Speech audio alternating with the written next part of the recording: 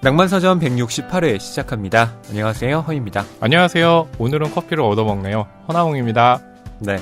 허나홍 평론가님, 네. 날이 좀 춥잖아요. 네. 근데 늘 커피는 아이스로 시키시더라고요. 희한한 게요. 제가 한 2년 전인가 3년 전에 인삼을 달여서 마셨어요. 근데 그 이후로 몸이 좀 뜨거워졌는지, 네. 뜨거운 거 먹으면 땀이 나가지고, 네, 아이스로만 계속 마셔야 되거든요. 겨울에도요? 네. 왜냐하면 뜨거운 거 마시면 막 이마에서 땀이 나가지고, 그게 저는 좀, 개인적으로 불쾌하더라고요. 네. 그렇군요. 네, 그래서. 여름에는 어떠신가요? 여름엔 당연히 땀 나니까. 여름에는 아이스 그 2배. 인삼을 드시기 전보다 네. 더 많이 좀 더위를 타시는 편인가요? 그런 것 같아요. 그래서 계속 이마 닦고 이렇게 보내고 있거든요. 그래서 이마에요, 오돌토돌 뭐가 되게 많이 나 있어요. 네, 되게 보시면 알겠지만 제 피부가 되게 연하고 예민해 보이잖아요. 아니, 그렇진 않은데요. 아니요, 되게 예민해요. 네. 그래서 땀 많이 흘리고 휴지로 닦으면 이 피부가 못 견뎌가지고 막 네. 뭐가 납니다. 알겠습니다. 네. 허나홍 평론가님이 왜 늘 아이스를 고집하시나 네. 전 잘 몰랐는데 네. 오늘 듣고 그쵸. 보니까 납득이 되네요. 그렇죠. 음. 항상 타인을 이해할 수는 없지만 이해하려고 노력해야 되죠. 그렇기 때문에 또 저희가 이 낭만서점을 진행하고 있는 거죠. 또 이상하게 끼워 맞추시는 거 아닙니까? 아닙니다. 정말로 굉장히 좀 센스 있는 네. 그런 좀 은유라고 생각했습니다. 알겠습니다. 저희 댓글 소개해드릴게요. 죽은 시인의 사회에 대해서 남겨주신 댓글들이 있어서요. 이분들 제가 모두 소개해드릴게요. 일단 오은성님께서 죽은 시인의 사회 책 그 표지 사진을 올려주시면서 제가 정말 사랑하는 책이네요. 아직도 카르페디엠은 잊혀지지 않습니다. 라고 남겨주셨고요. 그리고 실버비님, 최근 운동하는 시간에 한 편씩 듣고 있는데요. 딱 운동을 끝내면 한 편이 끝나서 신기하다고 하시면서 아마, 그러면은 운동을 1시간 반, 2시간 정도 하시는 거네요. 네. 더 하셔야 되겠네요. 저는 탁구 한번 치러 가면 4시간이거든요. 그건 너무 많이 치시는 거 아닙니까? 그래서 어깨가 빠질 것 같아요. 네, 농담이고요. 이렇게 운동을 꾸준히 하신다는 것도 굉장히 좀 중요한 것 같은데, 또 운동을 하시면서 낭만서점 들으시면서 또 책에 대한 정보도 얻어가시는 거잖아요. 그러게요. 보통은 운동할 때 신나는 댄스 음악 같은 걸 많이 들으시는데, 저희 방송을 들어주신다니 진짜 기쁩니다. 정신과 신체가 균형 있게 발전하는 가장 이상적인 모습이 아닐까 생각을 하고요. 네. 여기서 이제 죽은 시인의 사회 언급하시면서 영화로 좋게 보았던 기억이 있는데 책으로 접하니 거기다가 또 저희가 그때 이 책이 주는 아쉬운 부분도 얘기를 했잖아요. 네. 아쉬운 부분까지 또 느껴지실 수 있어서 재밌는 요소였던 것 같고 젠더 감수성이 낮은 부분을 지적하신 것, 그것이 특히 이제 좀 인상적이었다. 그리고 이제 브라이트 앤 비트로님께서도 죽은 시인의 사회에 대해서 남겨주셨는데요. 예전에 이제 중학교 때부터 알고 있던 영화 죽은 시인의 사회를 수능이 끝나고 나서 봤던 기억을 더듬으며 들었다고 하시면서 아마 또 수능이 끝나고 봤을 때 더 남다른 느낌이었을 것 같아요. 왜냐하면 아무래도 이제 수능이 끝나기 전까지 워낙에 좀 타이트한 어떤 교육과 공부를 하셨을 거 아니에요. 그것을 또 문제를 지적하는 게 죽은 시인의 사회이기 때문에 아마 좀 훨씬 더 좀 감회가 남달랐을 것 같고요. 무엇보다 청취자분들의 의견을 세심하게 기억해 두셨다가 이렇게 반영해서 낭만서점을 만드시는 모습들, 그것이 굉장히 좀 좋았다는 말씀하시면서 나중에 이제 어떤 책을 좀 추천해드리고 싶으신 책이 있으시대요. 나중에 좀 말씀드린다고 하니까요. 브라이트 앤 비트로님 남겨주시면 또 저희가 보고 꼭 소개해드리도록 하겠습니다. 네. 지혜님께서도 댓글 남겨주셨는데요. 무라카미류 작가의 69에 대한 댓글입니다. 무라카미류 소개하시다가 배순탁님까지 소개해주시는 허나몽님까지 세 남자 다들 너무나 사랑하는 팔방미인 남자들이라 멋진 화요일을 시작하게 됐습니다. 배순탁님과 함께 두 분께서 바닷마을 다이어리 소개해주시는 영화 프로그램 다운받아서 너무나도 출근하기 싫은 아침마다 들으면서 출근했고요. 아직도 폰 안에 있습니다. 바닷마을 다이어리 책은 만화라 소개가 어렵겠죠? 허나몽님 오래오래 낭만서점과 함께해 주십시오. 사랑합니다. 네. 뭐 이런 고백. 마지막 문장을 저희 PD님하고 교보문고 낭만서점 관계자분들이 꼭 귀에 새겨들어서 제가 여기를 굉장히 오랫동안 독자할 수 있도록 강제적으로 어떻게든 만들었으면 좋겠네요. 네. 아, 지혜님 참 허나묵님께 네. 예, 큰 힘을 주셨습니다. 아, 네. 제가 여기 또 오랫동안 할 수 있는 초석을 다져주셨네요. 네. 그리고 이석희님과 어바웃맨님께서도 죽은 시인의 사회에 대한 댓글 남겨주셨고요. 또 꾸물꾸다님은 커피 인심 후한 허나묵님의 빅피처. 오늘도 유쾌한 두 분의 웃음소리를 들을 수 있어 마냥 행복합니다. 라고 하셨어요. 네. 그 빅피처의 효과가요, 9주에 바로 나왔습니다. 토요일에 이제 독서클럽을 진행했는데, 허위평론가님께서 엄청나게 비싼 불고기 정보를 저한테 쏘셨거든요. 예, 그래서 아마 다음에는 또 더 비싼 음식으로 돌아오지 않을까. 허위평론가님 기대하겠습니다. 네, 제가 돈을 좀 많이 벌도록 노력하겠습니다. 네. 오늘 댓글 소개에는 저에 대한 칭찬이 굉장히 강렬해서 기분 좋네요. 네. 여러분 앞으로도 네. 저희 칭찬과 네. 격려 혹은 앞으로 이런 점은 좀 개선했으면 좋겠다라는 네. 예, 그런 제안의 말씀도 많이 남겨주시길 부탁드리겠습니다. 네, 댓글 남겨주신 분들 너무 감사드립니다. 색이 가득한 소설을 사랑하는 책방. 이곳은 낭만서점입니다.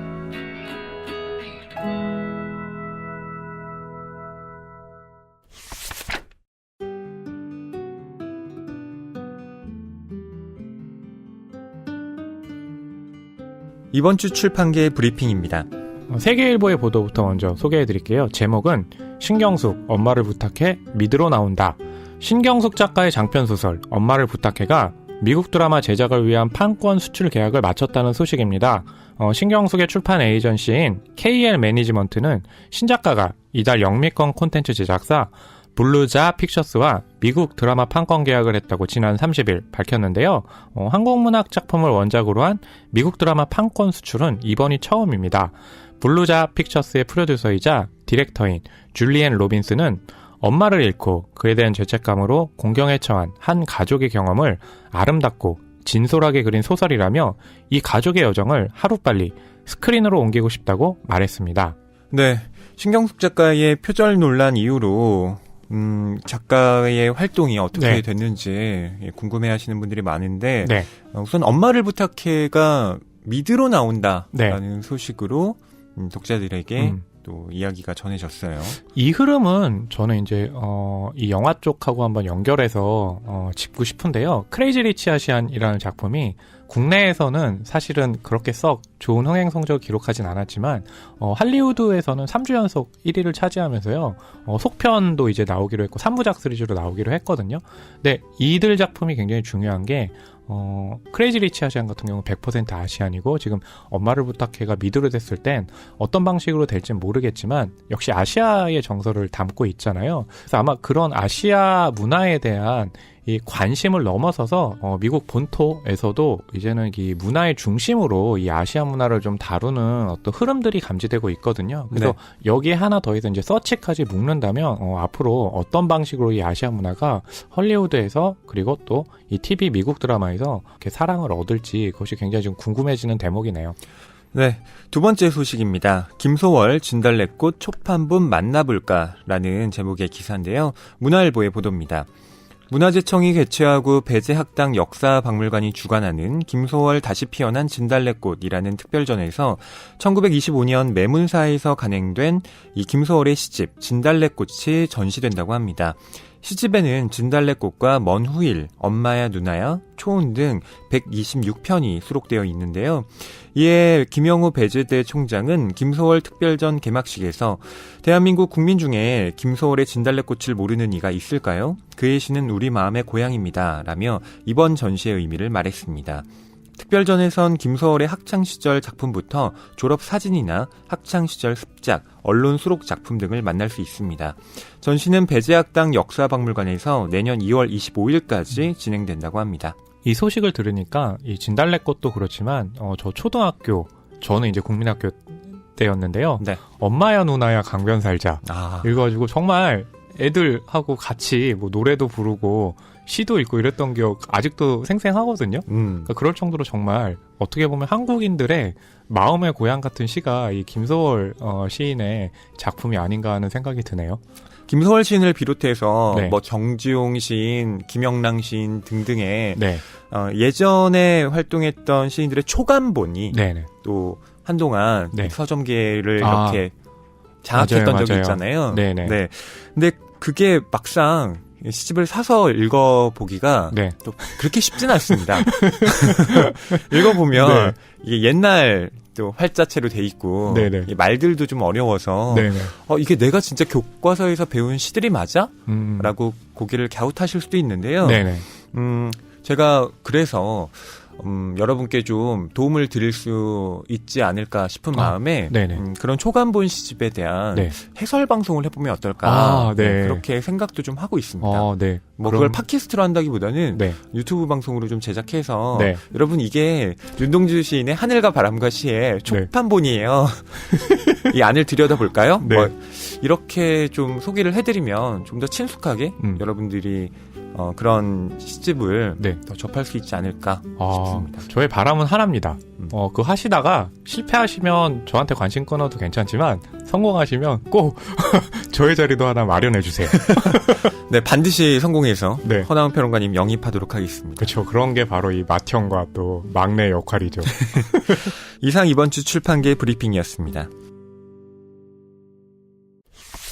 낭만서점 168회에서 다룰 작품은 트루먼 커포티 작가의 티파니에서 아침을입니다. 네.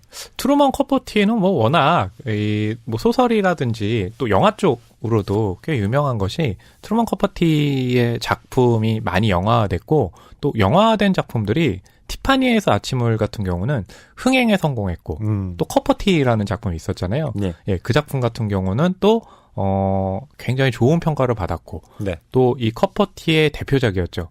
인 콜드 블러드 같은 경우는 영화로 또 제가 기억하기로 한 2번 정도 만들어졌거든요. 근데 그 작품 역시도 꽤 화제를 모았기 때문에 아마 트루먼 커퍼티의 이름은 굉장히 많은 사람들의 귀에 익숙할 거라고 생각합니다. 사실 낭만서점에서도 그간 트루먼 커포티의 작품을 해보자 이런 논의들이 있었습니다. 네. 근데 왜 못했죠?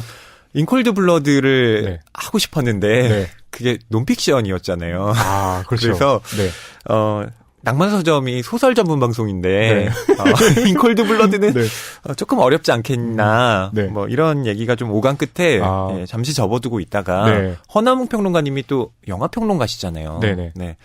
이번 영입을 통해서 이번에 티파니에서 아침을 해보자. 이런 결심을 또 해보게 된 거죠. 그래서 제가 시간을 더 들여서요. 티파니에서 아침을 영화까지 다시 봤거든요. 그래서 요즘 드는 생각이 이게 자꾸 영화랑 엮으니까 내가 할 일이 많아지는데 이러면 안 되는데 라고 하지만 그건 농담이고요. 확실히 좀 영화와 이렇게 소설 원작을 좀 비교하면서 보니까 거기서 생기는 차이들이 있잖아요. 그게 굉장히 흥미롭더라고요. 네. 대학 수업에서도 그렇게 영화와 또 원작 소설을 비교하는 그런 수업들 많이 하거든요. 네. 그런 걸 많이 해야 제가 할 일이 많이 생기기 때문에 굉장히 좀 좋은 방향으로 가고 있는 거네요. 네. 또 텍스트를 상호 비교할 수 있다는 지점에서 여러분의 생각거리도 풍부하게 만들 수가 있고 확실히 티파니에서 아침으로는요. 영화 소설이 그 결말 때문에 차이가 확연합니다. 네. 트루먼 커포티 작가 소개부터 해드리겠습니다. 네. 트루먼 커포티는요. 1924년생이고요. 원래는 이제 4살 때 부모님의 이혼으로 친척집에 맡겨져서 어린 시절 그 진실한 친구가 있었는데 하퍼리가 굉장히 친하잖아요. 그 당시에 이제 만나가지고 인연을 계속해서 이어왔던 걸로 굉장히 좀 유명하고요. 네, 이 하퍼리 작가가 앵무새 죽이기로 여러분께 많이 알려져 있죠. 그리고 이제 9살 때 어머니가 재혼을 하면서요, 이 쿠바인 사업가인 새 아버지를 맞이하게 됐는데 그러면서 트루먼 커퍼티라는 이름을 가지게 되었죠. 근데 하퍼리와의 관계를 얘기했지만 둘의 사이가 뭐 굉장히 좀 뭐 동반자적인 관계도 있긴 하지만 아마 작가로서의 그런 경쟁심 같은 것도 있었던 걸로 기억을 해요. 네. 하퍼리가 앵무새 죽이기로 엄청난 성공을 거두니까 카포티가 거기에 대해 축하를 해주면서도 네. 한편으로는 또 질투심을 많이 가졌잖아요. 그게 이제 이 카포티라는 영화에서 그 카포티라는 영화에서는 인콜드 블러드를 어떻게 이 카포티가 트루먼 카포티가 관심을 가지고 또 소설을 만드는지 그 과정에 집중하지만 그 사이사이 또 하퍼리와의 관계가 드러나잖아요. 또 인콜드 블러드 취재를 할 때 하퍼리가 많은 도움을 맞아요. 줬고요. 네. 그 당시에 이제 트루먼 카포티가 가졌던 어떤 갈등 같은 것들도 이제 하퍼리가 옆에서 좀 다잡아줬기 때문에 그 어려운 작업을 좀 해낼 수 있었을 것이다라는 것을 또 그 영화가 보여주기도 했죠. 네, 하퍼리의 앵무새 죽이기에도 네. 트루먼 카포티 어린 시절의 모습이 나오잖아요. 아, 그런가요? 네, 딜이라는 캐릭터가 네네. 바로 트루먼 카포티를 모델로 하고 있습니다. 아, 그렇군요. 네. 근데 그 앵무새 죽이기 역시도 이제 영화가 돼서요. 그게 국내에서는 아마 엘라바마 스토리로 소개가 됐을 텐데요. 그레고리 팩이 나왔던 걸로 또 굉장히 유명하죠. 맞습니다. 그러니까 이렇게 얘기하니까 이 트루먼 카포티도 그렇고 하퍼리도 그렇고 당시에 엄청난 스타 작가였던 게 이런 식으로 또 드러나네요. 네, 계속 또 소개해 주시죠. 네, 고등학교 재학 시절에는요, 이 트루먼 카포티가 문예지 뉴요커에서 사원으로 일하면서요, 본격적으로 소설을 쓰기 시작을 했는데요. 아, 이 당시에 무시무시하네요. 사소한 실수로 시인 로버트 프로스트의 심기를 건드려서 해고를 당했다고 합니다. 우와, 그랬군요. 네, 트루먼 카포티에게도 이랬던 흑역사가 있네요. 그러면서 몇 달 뒤에는요, 단편 미리엄이 잡지 마드무아젤에 실리고요. 이후 다른 작품들이 연달아서 유명 잡지에 발표되면서요. 한때 사원이었던 이 20살 무렵의 청년은요. 순식간에 전후 세대 미국 문단을 이끌어갈 총아로 떠올랐다고 합니다. 오히려 프로스트와 이렇게 틀어지게 된 것이 작가로서 내가 성공해야겠다라는 야심을 더 불태운 계기가 됐네요. 저 같으면은 그렇게 해서 해고를 당하면 에이 더러워 이제 이쪽에서 일 안 해 이러고 다른 일 찾아봤을 텐데 역시 대가는 다르네요. 그런 좀 안 좋은 기억들을 오히려 분노의 에너지로 승화해서 좋은 작품을 만드는 계기가 되면서 1948년에는요.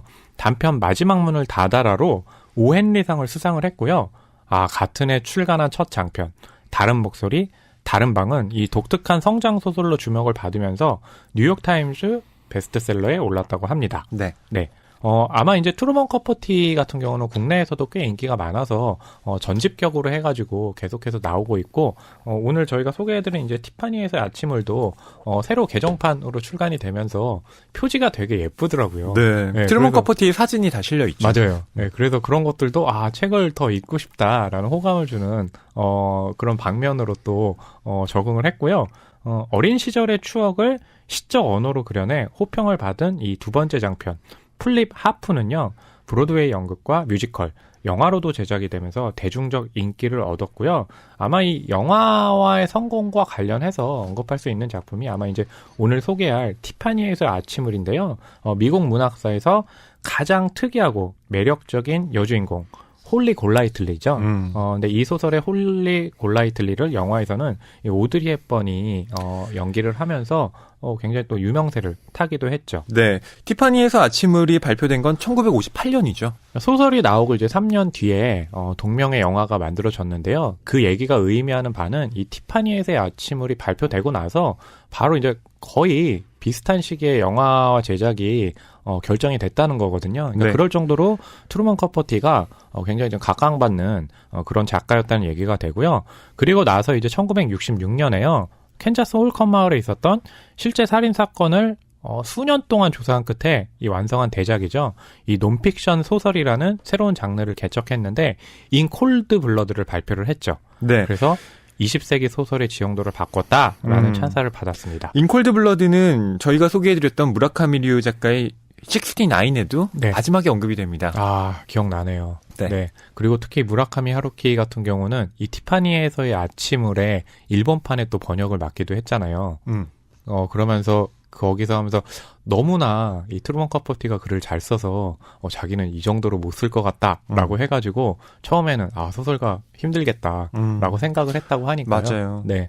무라카미 하루키는 또 그 오음진리교 사건을 논픽션으로 썼잖아요. 언더그라운드. 네. 근데 그 언더그라운드도 어떻게 보면 트루먼 카포티의 이 인콜드 블러드의 영향을 받은 것이 아닌가. 네, 그렇겠네요. 또, 예, 생각이 들어요. 네. 그리고 이제 이어서요. 미국 상류사회를 무대로 한 또 한편의 논픽션 소설인데요. 응답받은 기도를 기획을 했는데 이 자신들의 은밀한 비밀이 드러나는 것에 경노한 이 부자 친구들의 반대로 결국 커포티가 살아있을 때는 이 미완생으로 남았는데요. 그리고 나서 사후에 이제 출간이 됐죠. 네. 트루먼 커포티 같은 경우는 작품도 작품이지만 또 스타 작가로서 굉장히 화려한 삶을 살았는데요. 네. 이 삶의 공허함 그리고 또 고독을 떨치지 못해서 오랫동안 이 알코올 중독 또 약물 복용, 약물 중독 이런 것으로 굉장히 좀 힘든 시기를 보냈잖아요. 그러면서 1984년 8월 25일 로스앤젤레스에서 생을 마감했습니다. 네. 카포티가 참 그 사교계의 총아였잖아요. 그래서 그 카포티라는 영화에도 보면 파티 장면들이 굉장히 많이 나오고 네. 영화 시작부터 네. 파티 장면으로 하는 걸 보면서 트루먼 카포티가 굉장히 스타 작가로서 지위를 누렸고 그 지위를 굉장히 또 생활에서도 누렸다라는 것을 보여줬죠. 네. 그런 화려한 공적 삶의 이면에 네. 또 고독의 어두운 그림자가 드리워져 있다는 사실. 네. 그게 카포티가 가진 또 매력이 아닌가 싶기도 해요. 그렇기 때문에 스타 작가라는 것이 단순하게 화려한 모습만으로 관심을 산 게 아니라 그런 것들이 굉장히 또 그 후에 나오는 많은 작가들이라든지 또 크리에이티브들이 관심을 갖는 트루먼 카포티의 모습이었다고 생각을 합니다. 네. 이 티파니에서 아침을 박현주 선생이 네. 한국어로 옮겼는데요. 뒤에 그 해설을 보면 네. 좀 재밌는 얘기가 많이 적혀 있어요. 맞아요. 네. 네. 우선 속설에 따르면 네. 이 책이 원래 허스트 출판사에서 네. 예, 나오기로 계약이 되어 있었는데 네. 여기에 그 광고주가 네. 티파니였다는 거예요. 그러니까 네. 이 티파니의 심기를 혹시 건드리지 않을까 이런 걱정으로 네. 이 작품 게재를 포기했다고 합니다. 이 허스트 출판사가요. 꽤 영화랑도 좀 관련이 좀 깊어요. 네. 예전에 오선 웰스의 시민 케인 보면 이 허스트 출판사의 그 발행인을 다룬 작품이기도 하잖아요. 그렇기 때문에 티파니에서 아침을 해서 허스트 출판사 얘기가 나오니까 허스트 출판사가 뭔가 이렇게 영화와 관련해가지고 굉장히 좀 일종의 악영 같은 것들로 엮여 있구나라는 것을 이끌 수 있는 대목이었는데 아무래도 또 신문사 입장에서는 광고주가 중요하기 때문에라고 했는데 말하자면 좀 일종의 실수 같은 게 아니었을까. 네, 왜냐하면 이 티파니에서 아침을 놓친 거잖아요. 네. 그러니까 티파니에서 아침을에 좀 성적인 내용이 담겨 있고 네. 욕설도 나오니까 네. 이게 티파니라는 회사의 어떤 이미지를 망칠 수도 있다. 네네. 이런 걱정을 좀 미리 했던 거죠. 그러면서 이제 이 책의 이 작품의 내용이 허스트 출판사에서 안 되니까 에스콰이어로 넘어갔거든요. 근데 그 에스콰이어가 이 작품을 실으면서요 굉장히 높은 판매고를 기록했다고 하니까요 아마 트루먼 커포티 입장에선 작가로서는 또 굉장히 그 부분에서 어떤 통쾌감을 느끼지 않았을까 추측을 하게 되네요. 네. 또 티파니에서 아침을 아까 허나웅 평론가님이 말씀하셨듯이 네. 일본에서는 무라카미 하루키가 일본어로 네. 옮겼거든요. 맞아요. 근데 하루키가 늘 강조하는 것이 네. 바로 문체입니다. 그러니까 문장의 리듬을 그쵸. 자기 작품의 중요한 포인트로 늘 얘기를 해요. 근데 그게 어디에 기원을 두고 있나 봤더니 네. 트루먼 카포티에 또 네. 영향이 있더라고요. 그럼 저도 이제 앞으로 트루먼 커포티의 작품을 더 읽고 그러면서 하루키처럼 한번 생각을 해보는 걸로. 네. 제가 이 작품을 준비하면서 네. 작가란 무엇인가 파리 리뷰 인터뷰를 네. 읽었거든요. 네네. 거기서 트루먼 카포티가 끊임없이 문체에 대한 이야기를 합니다. 네. 문체가 있는 작가, 문체가 흐릿한 작가, 문체가 아예 없는 작가 이런 식으로 분류를 해놨더라고요. 또 결국에는 자기 문체를 갖는다는 것이 개성하고 직결하고 그 개성이라는 것이 결국 대중과 만나서 폭발할 때 그만한 인기를 누리는 거잖아요. 그러니까 확실히 좀 문체라는 것이 중요하죠. 자, 티파니에서 아침을은 이런 내용입니다. 1940년대 초 미국 뉴욕을 배경으로 하고 있는데요. 이웃집에 살던 홀리 골라이틀리를 추억하는 남자의 회고로 이루어진 소설입니다. 이 홀리 골라이틀리는 고양이를 좋아하고 기타 치면서 노래 부르기를 좋아했던 그리고 자기 명함에는 늘 이 여행 중이라는 문구를 새겼던 독특한 이 풍모를 가진 사람인데요. 네네. 이 홀리의 자유분방한 삶에 대해서 지금부터 천천히 좀 이야기를 나눠보도록 하겠습니다. 네. 아마 이 부분은 좀 설명을 해드려야 될 것 같아요. 명함의 여행 중이라고 새겼다. 보통 명함의 여행 중 이라는 걸 새기진 않잖아요. 명함에 허남 평론가님 뭐라고 적으셨습니까? 저는 제 이름 넣었죠. 또 홈페이지 주소 넣고 있는데요. 아마 여행 중이라는 것은 홀리 골라이틀리의 정체성을 네. 설명하는 아마 이제 중요한 그 증거가 될 것 같은데요. 네. 이제 이런 대사가 있죠. 60쪽인데요. 어쨌든 내가 내일은 어디 살지 어떻게 알아요? 그래서 명함에 여행 중이라고 박아달라고 했어요. 네. 라고 이제 해놓는 거거든요. 그러니까 홀리 골라이틀리라는 인물 자체가 그러니까 어딘가에 딱 정착하지 못하고 살아간다는 것인데 그건 단순하게 그냥 정착의 문제가 아니라 그녀가 갖고 있는 자유분방함 같은 것들을 또 보여주고 물론 자유분방함이라는 단어 하나로만 포획되는 건 아니지만 아무튼 그런 식의 이제 정체성을 여행 중이라는 명함에 박은 이런 단어를 통해서 드러내고 있죠. 네.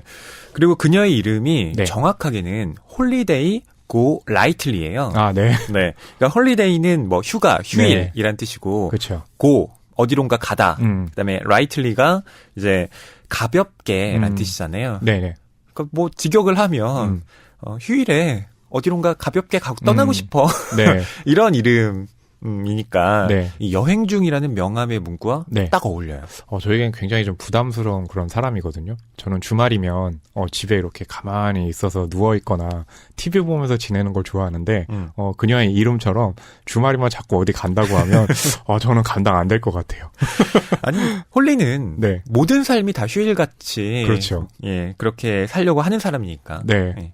아마 이제 티파니 아침을에 대해서는 이야기할 것이 굉장히 많은데요. 티파니에서 아침을? 도대체 이게 무슨 뜻이야? 이 제목에 대해서 한번 또 먼저 짚고 넘어가는 것이 중요할 것 같네요. 네. 이 티파니에서 아침을 네. 저는 옛날 사람이라 그런지 네. 노래가 먼저 떠오르더라고요. 문리본가요? 아니요. 티파니에서 아침을이라는 노래가 있나요? NRG의 노래가 있어요.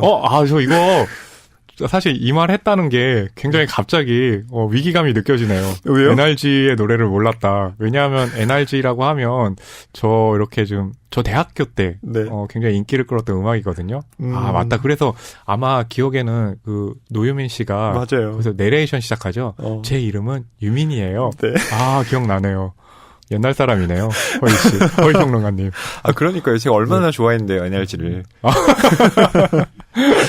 제가 트루먼 카포티의 티파니에서 아침을을 알기 전에는 네. 그러니까 NRG의 이 티파니에서 아침을로 저에게 각인이 그렇겠네요. 돼 있다가 네. 이 작품과 또 영화를 보게 되면서 이제는 그 노래보다는 영화와 소설에 훨씬 더 많은 초점을 기울이게 됐는데요. 네네. 이 제목은 이렇게 지어졌다고 합니다. 네. 그 트루먼 커포티가 친구들과 만나서 하는 농담이 있었다고 해요. 그 농담을 소개를 해드리면 다른 지역에서 온 사람들이 뉴욕에서 제일 좋은 식당이 어디야? 라고 물으면 이 트루먼 커포티가 그렇게 얘기를 했다고 하는 거예요. 티파니에서 아침을 먹으면 좋다. 고 이제 말했다는 건데요. 그러니까 네. 티파니에서 아침을 먹으면 좋다. 그래서 티파니는 그럼 어디야? 라고 하는데 아까 이제 허스트 출판사와 관련해서 말씀드렸는데요. 티파니라는 이제 보석 그 가게를 말하는 거죠. 명품 가게잖아요. 그렇죠. 네. 그래서 이 영화의 첫 장면이 굉장히 인상 깊어요. 뭐냐면 이제 극 중에 오드리 헵번이 연기한 홀리가 새벽거리죠. 그러니까 여명이 이제 떠오르는데 이 크루아상빵하고 커피를 들고 검은 드레스를 입은 채 거리를 걸어가면서 갑자기 어딘가 앞에 서요. 그게 바로 이 티파니 그 상점 바로 네. 앞이거든요. 그래서 보석들을 보면서 크루아상과 커피를 마십니다. 그게 바로 티파니에서 아침을 인 거죠. 네. 네. 그러니까 티파니에서는 아침을 못 먹잖아요. 근데 음식을 파는 데도 아니고. 네. 근데 그쵸. 뉴욕에 처음 왔다고 이런 식으로 놀려 먹고. 네네. 그러면 안 되는데, 그죠? 그리고 영화의 첫 장면을 보니까 티파니에서 아침을의 어떤 그 내용의 성격이 이해가 가는 게, 그러니까 뭐 홀리도 그렇지만 많은 사람들이 그 티파니로 대변되는 되게 고급한 문화라든지 그런 그 상품 같은 것들에 대해서 열망 같은 것들이 있잖아요. 네. 근데 그 안에 이제 들어갈 수 있는 사람들은 제한적인데, 그러니까 뭐 그런 것들을 그냥 단순하게 바라보면서 그냥 아침이나 먹으면서 그래 그런 거리감이 있지, 그냥 열망을 하고 뭐 그런 식의 어떤 분위기 같은 게 이렇게 전달이 되더라고요. 아니 저도 가끔 그런 느낌 받을 때가 있습니다. 네. 뭐 백화점 네. 이렇게 가보면 1층 매장은 다 명품으로 돼 그렇죠. 있잖아요. 맞아요. 거기를 늘 이렇게 쓱 둘러보면서 네. 아, 세상에 이런 게 존재하는구나 라고 느끼고 얼른 뭐 다른 식품 매장이나 네. 예, 그런 곳으로 발걸음을 옮겼던 제 생각이 나네요. 혹시 그 명품 화장품 가게를 지나치시면서 네. 저거는 꼭 내가 사고 싶은데 살 수가 없구나. 그 후회가 있으셨나요? 아니요. 그런 후회는 가져본 적도 없습니다. 네. 근데 명품 중에서도 살 수 있는 게 있긴 하더군요. 뭔가요? 향수. 비닐백? 향수요? 네. 좀 봉투 말하는 줄 알았어요. 향수는 네. 면세점 같은 데서 예. 그래도 네. 제가 좀 살 수 있는 가격이긴 하더라고요. 언젠가 또 명품 향수를 뿌리는 허위평론가님의 그 채취를 맡을 날이 오겠군요. 저 늘 뿌리고 다녔는데요. 제가 코가 안 좋아서. 네. 잘 모르셨군요. 네. 이게 또 명품 향수를 구입하셨다고 하니까, 네. 돈이 허위평론가님 엄청 많으신가? 왜냐하면 저라고 할 때, 돈이 없어서 정말 힘들어요. 라고 네. 얘기를 해가지고, 거의 트루먼 커퍼티처럼 겉으로는 네. 반대긴 하지만 겉으로는 돈이 없는 척 하지만 뒤로는 명품 사고 이러는 건가요? 아니요, 그렇진 않고요. 저는 향수 한 번 네. 사면 네. 보통 3년 정도 씁니다. 예. 그래서 아주 이렇게 용량이 큰 건 못 사고요. 네. 예. 작은 거 있죠. 예. 그게 보통 5만 원에서 10만 원 정도 사입니다. 돈을 차곡차곡 모았다가 네. 중요한 건 가격이 아니라 명품을 구입했다라는 사실이 되겠네요. 그렇죠. 네. 자, 그럼 소설의 내용으로 들어와서 이야기를 나눠볼게요. 네. 이 소설은 아까 제가 말씀드렸듯이 소설을 쓰는 주인공인 내가 그쵸. 홀리를 회상하는 형식으로 맞아요. 되어 있죠. 네. 그러면서 이제 그 홀리와 또 이 화자인 내가 잘 가는 어떤 바가 있었잖아요. 이제 그 조벨이라는 인물 만나서 홀리가 과거에는 이랬지라고 회상을 하면서 이제 나라는 화자가 어떻게 홀리를 처음 만났는지부터 이야기가 시작이 됩니다. 네. 홀리를 처음 본 순간이 참 강렬해요. 네. 한밤중이었습니다. 네. 벨소리가 막 울려요. 위층에 유니오시 씨라는 사람이 살고 있는데 네. 이 유니오시 씨가 계단 아래로 막 고함을 치는 거예요. 맞아요. 그래서 이 유니오시 씨가 골라이틀 양 항의할 거예요. 네. 나는 일하는 사람이고 잠을 자야 한다고요. 네. 이렇게 크게 지금 외치는 겁니다. 네. 왜 그런가 봤더니 홀리가 집 열쇠를 잊어버린 거예요. 네. 그래서 들어오질 못하니까 유니오시 씨의 집 맞아요. 배를 막 누르면서 문 좀 열어주세요. 그렇죠. 네, 이렇게 얘기를 한 거였죠. 이 유니오시 씨가요, 그 일본 사람이거든요. 네. 근데 이 영화를 보게 되면 이게 뭐라고 그래야 될까요? 그러니까 좀 비하 같은 묘사가 있어요. 그러니까 이 소설에서는 안 그런데 영화에서는 이 유니오시 씨가 이렇게 딱 겉으로 봐서도 뭔가 이렇게 좀 졸렬한 남자처럼 그려지거든요. 그러니까 지금은 이제 안 그렇지만 이 영화를 보게 되면 그런 좀 동양인 비하 같은 것들이 있거든요. 뭐 그런 것들은 좀 가려서 봐야 되지 않을까 싶네요. 맞습니다. 그러면서 나는 잠을 깨게 되고 문 밖으로 나가서 슬쩍 이 홀리를 보게 되는데요. 네네. 그 장면을 여러분께 읽어드리도록 하겠습니다. 네, 21쪽부터 23쪽까지 낭독하겠습니다. 나는 복도로 나가 눈에 뜨이지 않을 정도로만 난간 밖으로 몸을 내밀었다. 여자는 아직도 계단에 서 있었다. 이제는 계단참에 다 올라 소년처럼 짧고 색깔이 뒤섞인 머리카락이 보였다. 간간이 섞인 황갈색 머리카락, 알비노처럼 하얀 금발과 노란 머리채가 복도 불빛에 비쳤다. 여름에 가까운 따뜻한 저녁이었고 여자는 날씬하고 시원한 검은 드레스에 검은 샌들을 신었으며 진주 초커를 걸고 있었다. 세련되게 마른 몸매였지만 아침 식사용 시리얼처럼 건강하고 비누와 레몬처럼 청결한 분위기를 풍겼으며 거친 분홍빛이 뺨을 짙게 물들였다. 커다란 입에 위로 들린 코, 검은 선글라스가 눈을 가렸다. 유아기를 넘어선 얼굴이었지만 아직 어른 여성의 이편으로 넘어왔다 할 수는 없었다. 나는 여자가 16에서 30 사이 어디쯤이라고 짐작했다. 나중에 알게 된 사실이지만 19살 생활이 고작 2달밖에 남지 않았을 때였다. 여자는 혼자가 아니었다. 뒤에 따라오는 한 남자가 있었다. 열쇠를 찾아 문을 연 여자는 남자에게 사근사근하게 돌아섰다. 복 받을 거예요, 자기. 다정하게 집까지 바래다 주다니. 어이, 이거 봐.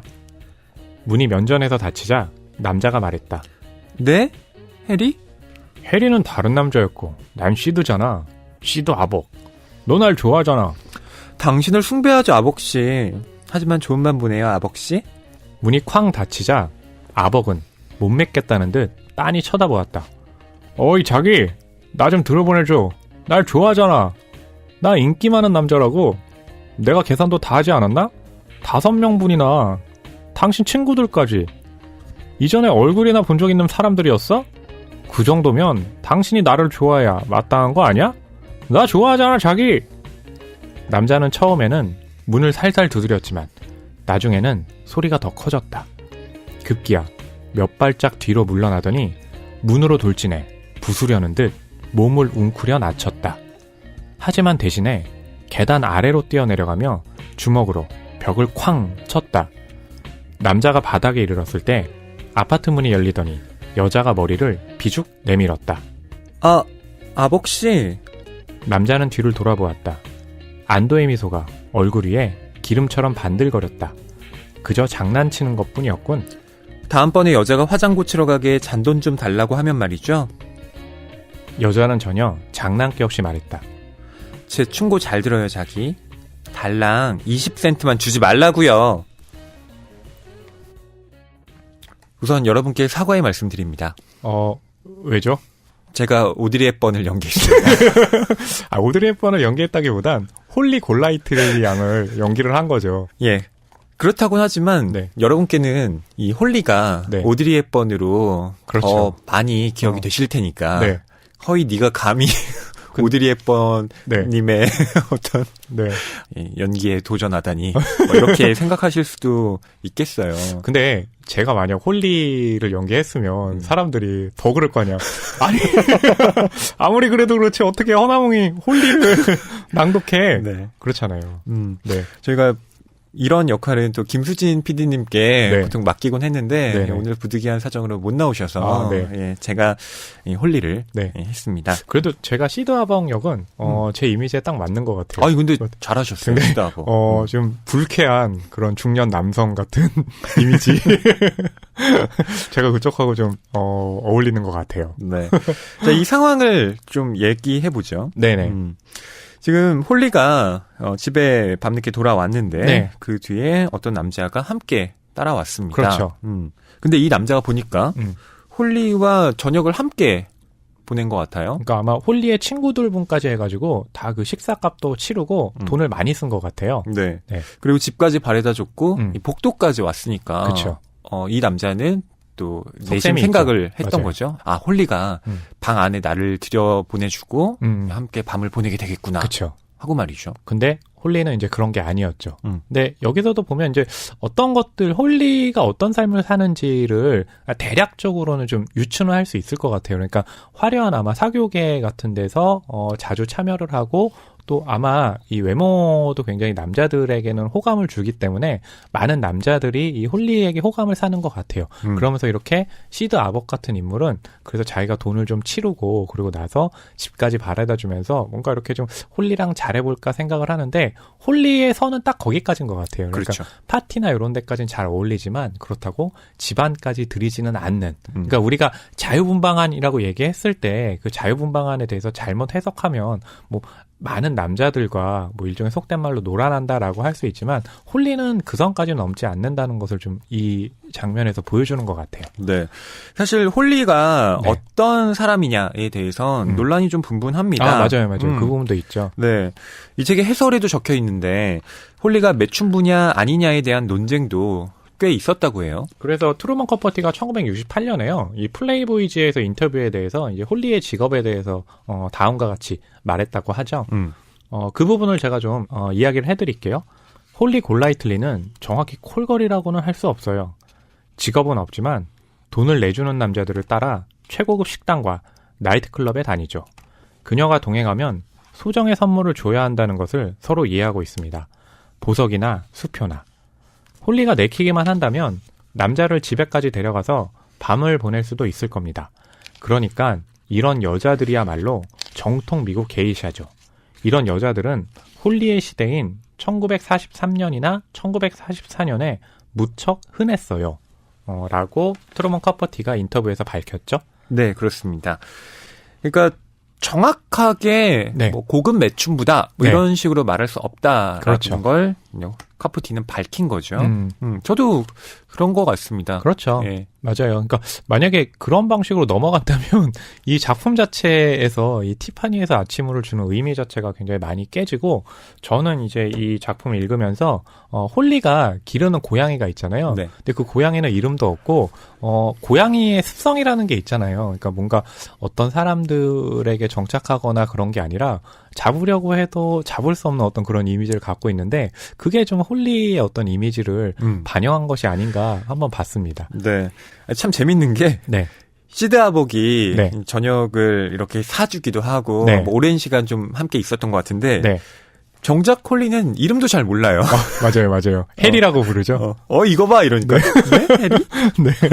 해리는 다른 남자고. 맞아요. 나 시드 아복이라고. 그렇죠. 예, 이렇게 얘기하는 거. 그리고 이 시드 아복이 참 돈은 많은 것 같은데 네. 별 볼 일 없는 남자라는 생각이 드는 면이 그렇죠. 아니 내가 계산도 다 했고 맞아요. 그 정도면 당신이 나를 좋아해야 되는 거 아니야? 그렇죠. 뭐 이렇게 얘기하는 이 거드름. 네. 예.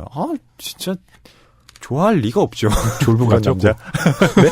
졸부 같죠. 그렇죠. 네. 예. 그러니까 홀리라는 사람이 단순히 돈만 보고 어떤 남자를 택하지 않는다는 맞아요. 사실을 이 장면에서 명확하게 보여주고 있습니다. 네. 그리고 홀리는 쪼잔한 남자를 정말 싫어하는 것 같아요. 사실 이제 그런 작가 소개하면서 이 티파니에서 아침을 나왔던 홀리가 20세기 최고의 여성 캐릭터라는 얘기를 했잖아요. 네. 그런 여성 캐릭터가 막 여러 남자 만나면서 이렇게 좀 이 자유분방한이라는 의미를 너무 속되게 가져간다면 그런 평가를 받지는 않았겠죠. 그렇죠. 네. 그러니까 여자가 화장 고치러 가게 잔돈 좀 달라고 하면 말이죠. 달랑 20센트만 주지 말라고요. 네. 라고 말을 할 때 네. 너 화장 고치러 내가 이렇게 돈 달라고 할 때 말이야. 네. 아니 기본 한 최소 $10 정도는 그냥 네. 가뿐하게 줘야지. 뭐 이런 식으로 돈 아끼면 네. 너 진짜 재미없다. 라고 말을 네. 하는 건데요. 그렇죠. 예. 그때 이렇게 가져다 주는 어떤 재미 같은 게 있죠. 그렇죠. 그리고 다른 면에서 생각해 볼 지점이 있긴 합니다. 그러니까 이렇게 당연하게 남자에게 돈을 받는다는 것이 또 어떤 의미인가 네. 하고 말이죠. 그러네요. 그렇다 보니까 이 문장에 주는 어떤 되게 좀 희한한 양면성 같은 게 있는 게 화장실 가는데 돈을 받는데 더 달라고 한다고?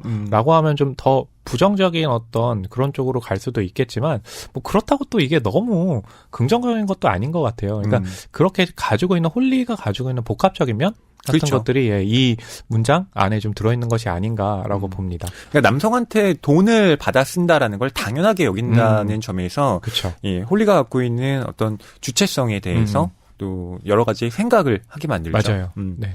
그러니까 홀리라는 여성이 자유분방한 여성이지만 결국 그 자유분방함을 유지할 수 있는 경제적 바탕은 남성들에게 또 나오는 것이고요. 맞아요. 이 소설의 화자인 나는 홀리를 이런 식으로 처음 보게 됩니다. 하지만 말을 나누지 못하죠. 그러니까 이제 홀리라는 인물이 뭔가 이렇게 좀 보통의 인물은 아니다라는 것을 이 나와 홀리가 만나는 되게 좀 괴상한 방식으로 만나게 되잖아요. 그 부분을 통해서 또 말해주고 있는 거죠. 네. 자, 홀리와 어떻게 대화를 나누게 되느냐. 그 시작도 밤중에 이루어집니다. 그러니까 화자인 나가 자고 있는데 문 쪽에서 창문 쪽에서 어떤 소리가 들리는 거죠. 그리고 딱 봤는데 그게 바로 홀리예요. 네. 제가 봤을 때 그 밤에 누군가 창문 두드리고 있으면 저는 되게 놀랄 것 같거든요. 네. 그러니까 미국 집은 네. 한국과 구조가 좀 다르잖아요. 그렇죠. 그러니까 화재 비상구가 창문 바깥쪽에 있는데 맞아요. 거길 타고 이제 들어올 수 있는 거죠. 그러니까 그 부분에 대해서는 아마 알프레드 히치콕 감독의 이창이라는 영화 있는데 그래서 굉장히 좀 가깝기 때문에 이웃에서 무엇을 하는지 망원경으로 볼 수도 있고 굉장히 좀 연결된 구조 있잖아요. 아마 그렇기 때문에 지금 이제 이 티파니에서 아침을 해서 나와 홀리가 만나는 이 되게 묘한 상황 같은 게 그렇게 이제 묘사가 가능했던 것으로 보입니다. 네. 홀리가 왜 갑자기 한밤중에 이렇게 나의 집 문을 두들기게 됐는지 네. 그 장면 읽어보도록 할게요. 네, 28쪽부터요. 29쪽까지입니다. 아래층에 무서운 남자가 있어요. 그녀는 화재 비상구에서 방 안으로 발을 디디며 말했다. 술에 취하지 않았을 때는 다정한 사람인데 싸구려 와인을 병째에 싹싹 핥아먹게 놔뒀더니 세상에 뭐 이런 짐승이 다 있어요. 싫다 해도 사람을 무는 남자들이 제일 끔찍한데. 그녀는 어깨에 걸린 회색 플란넬 가운을 살짝 내려 남자가 물면 어떻게 되는지 증거를 보여주었다. 가운 외에는 아무것도 걸치고 있지 않았다. 놀라게 했다면 미안해요. 하지만 그 짐승이 너무 피곤하게 굴기에 그냥 창문 밖으로 나왔죠. 그 사람은 내가 아직도 욕실에 있는 줄 알 거야. 그 자식이 뭐라 생각하든 내가 눈 하나 깜짝한다는 건 아니지만 망할 인간. 피곤하면 자겠죠. 그러고도 남지. 저녁 전에 마티니를 8잔이나 마시고 코끼리도 재울 만큼 와인을 마셔댔으니. 저기요. 그러고 싶으면 나 쫓아내도 돼요. 내가 이렇게 뻔뻔스럽게 밀고 들어왔으니까. 하지만 저 화재 비상구가 얼어 죽게 춥더라고요. 게다가 당신은 아주 편해 보이고 내 오빠 프레드처럼요. 우린 한 침대에서 4명이 잤는데 추운 밤에 내가 껴안고 잘 수 있게 해준 사람은 오빠뿐이었어요. 그건 그렇고 내가 당신을 프레드라고 부르면 싫어하려나? 그녀는 이제 완전히 방 안으로 들어오더니 멈춰서 나를 빤히 쳐다보았다. 선글라스를 벗은 모습은 처음 보았다. 도수 높은 안경이었다는 건 분명해졌다. 안경을 벗으니 보석 감정사처럼 상대를 재듯이 가늘하게 뜬 눈이 보였다. 커다란 눈이었다. 약간 파랗기도 하고 약간 초록색이기도 한 눈동자엔 갈색 반점이 점점이 떠 있었다. 머리카락처럼 여러 가지 색깔. 머리카락처럼 생생하고 따뜻한 빛을 내뿜었다. 내가 무척 뻔뻔하다고 생각한다는 것도 알아요. 아니면 완전히 정신 나갔다. 뭐 그렇게 생각하겠죠. 여기에서 홀리가 완전히 정신 나갔다 라는 표현을 쓰는데 이건 프랑스어로 말합니다. 드레프? 네. 불어 잘하죠.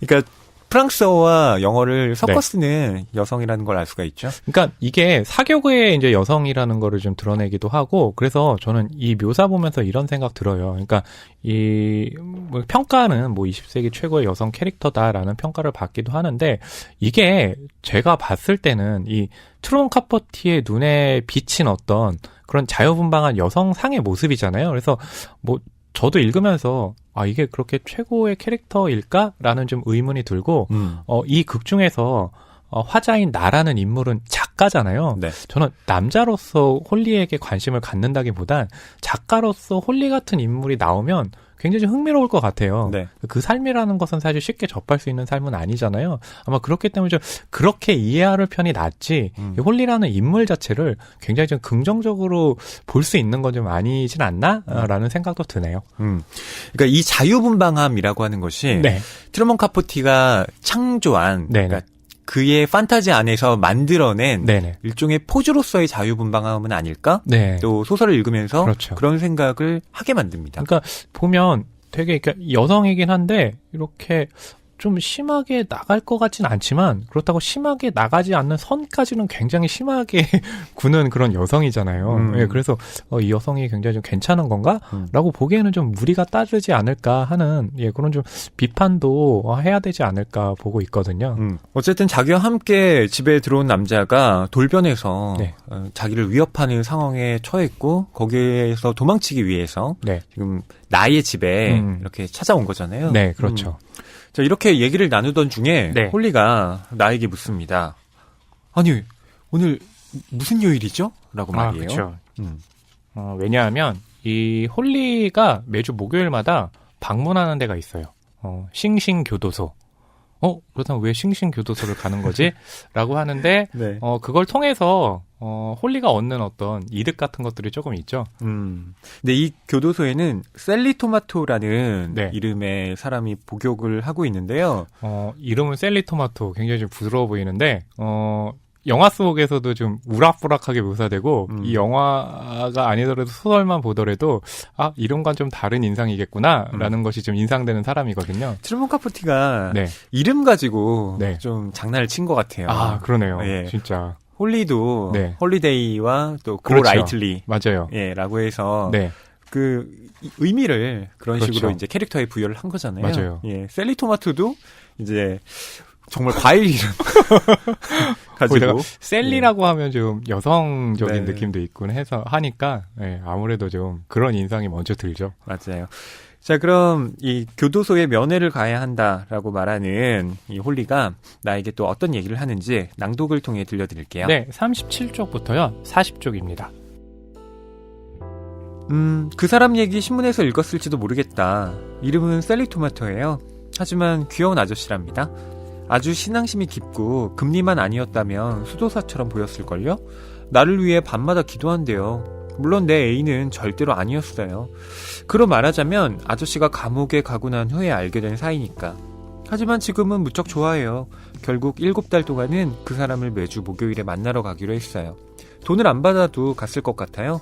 이건 약간 물렀네. 그녀는 먹다 남은 사과를 창문 밖을 겨냥해 던졌다. 그건 그렇고 셀리 얼굴은 알고 있었어요. 조벨 술집에 왔었거든요. 저기 모퉁이 넘어 있는데 아무하고도 얘기 안 하고 거기에 서 있기만 했어요. 호텔방에서 사는 그런 남자처럼. 하지만 옛날을 생각해보고 그 사람이 얼마나 나를 자세히 관찰하고 있었는지 깨닫고 보니 웃기네요. 그 사람 바로 감옥에 간 직후에 그때 변호사에게 이 정보가 온 거예요. 내게 이익이 되는 정보를 알고 싶거든. 즉시 연락하라고요. 누가 100만 달러 유산이라도 남긴 줄 알았겠네요. 전혀요.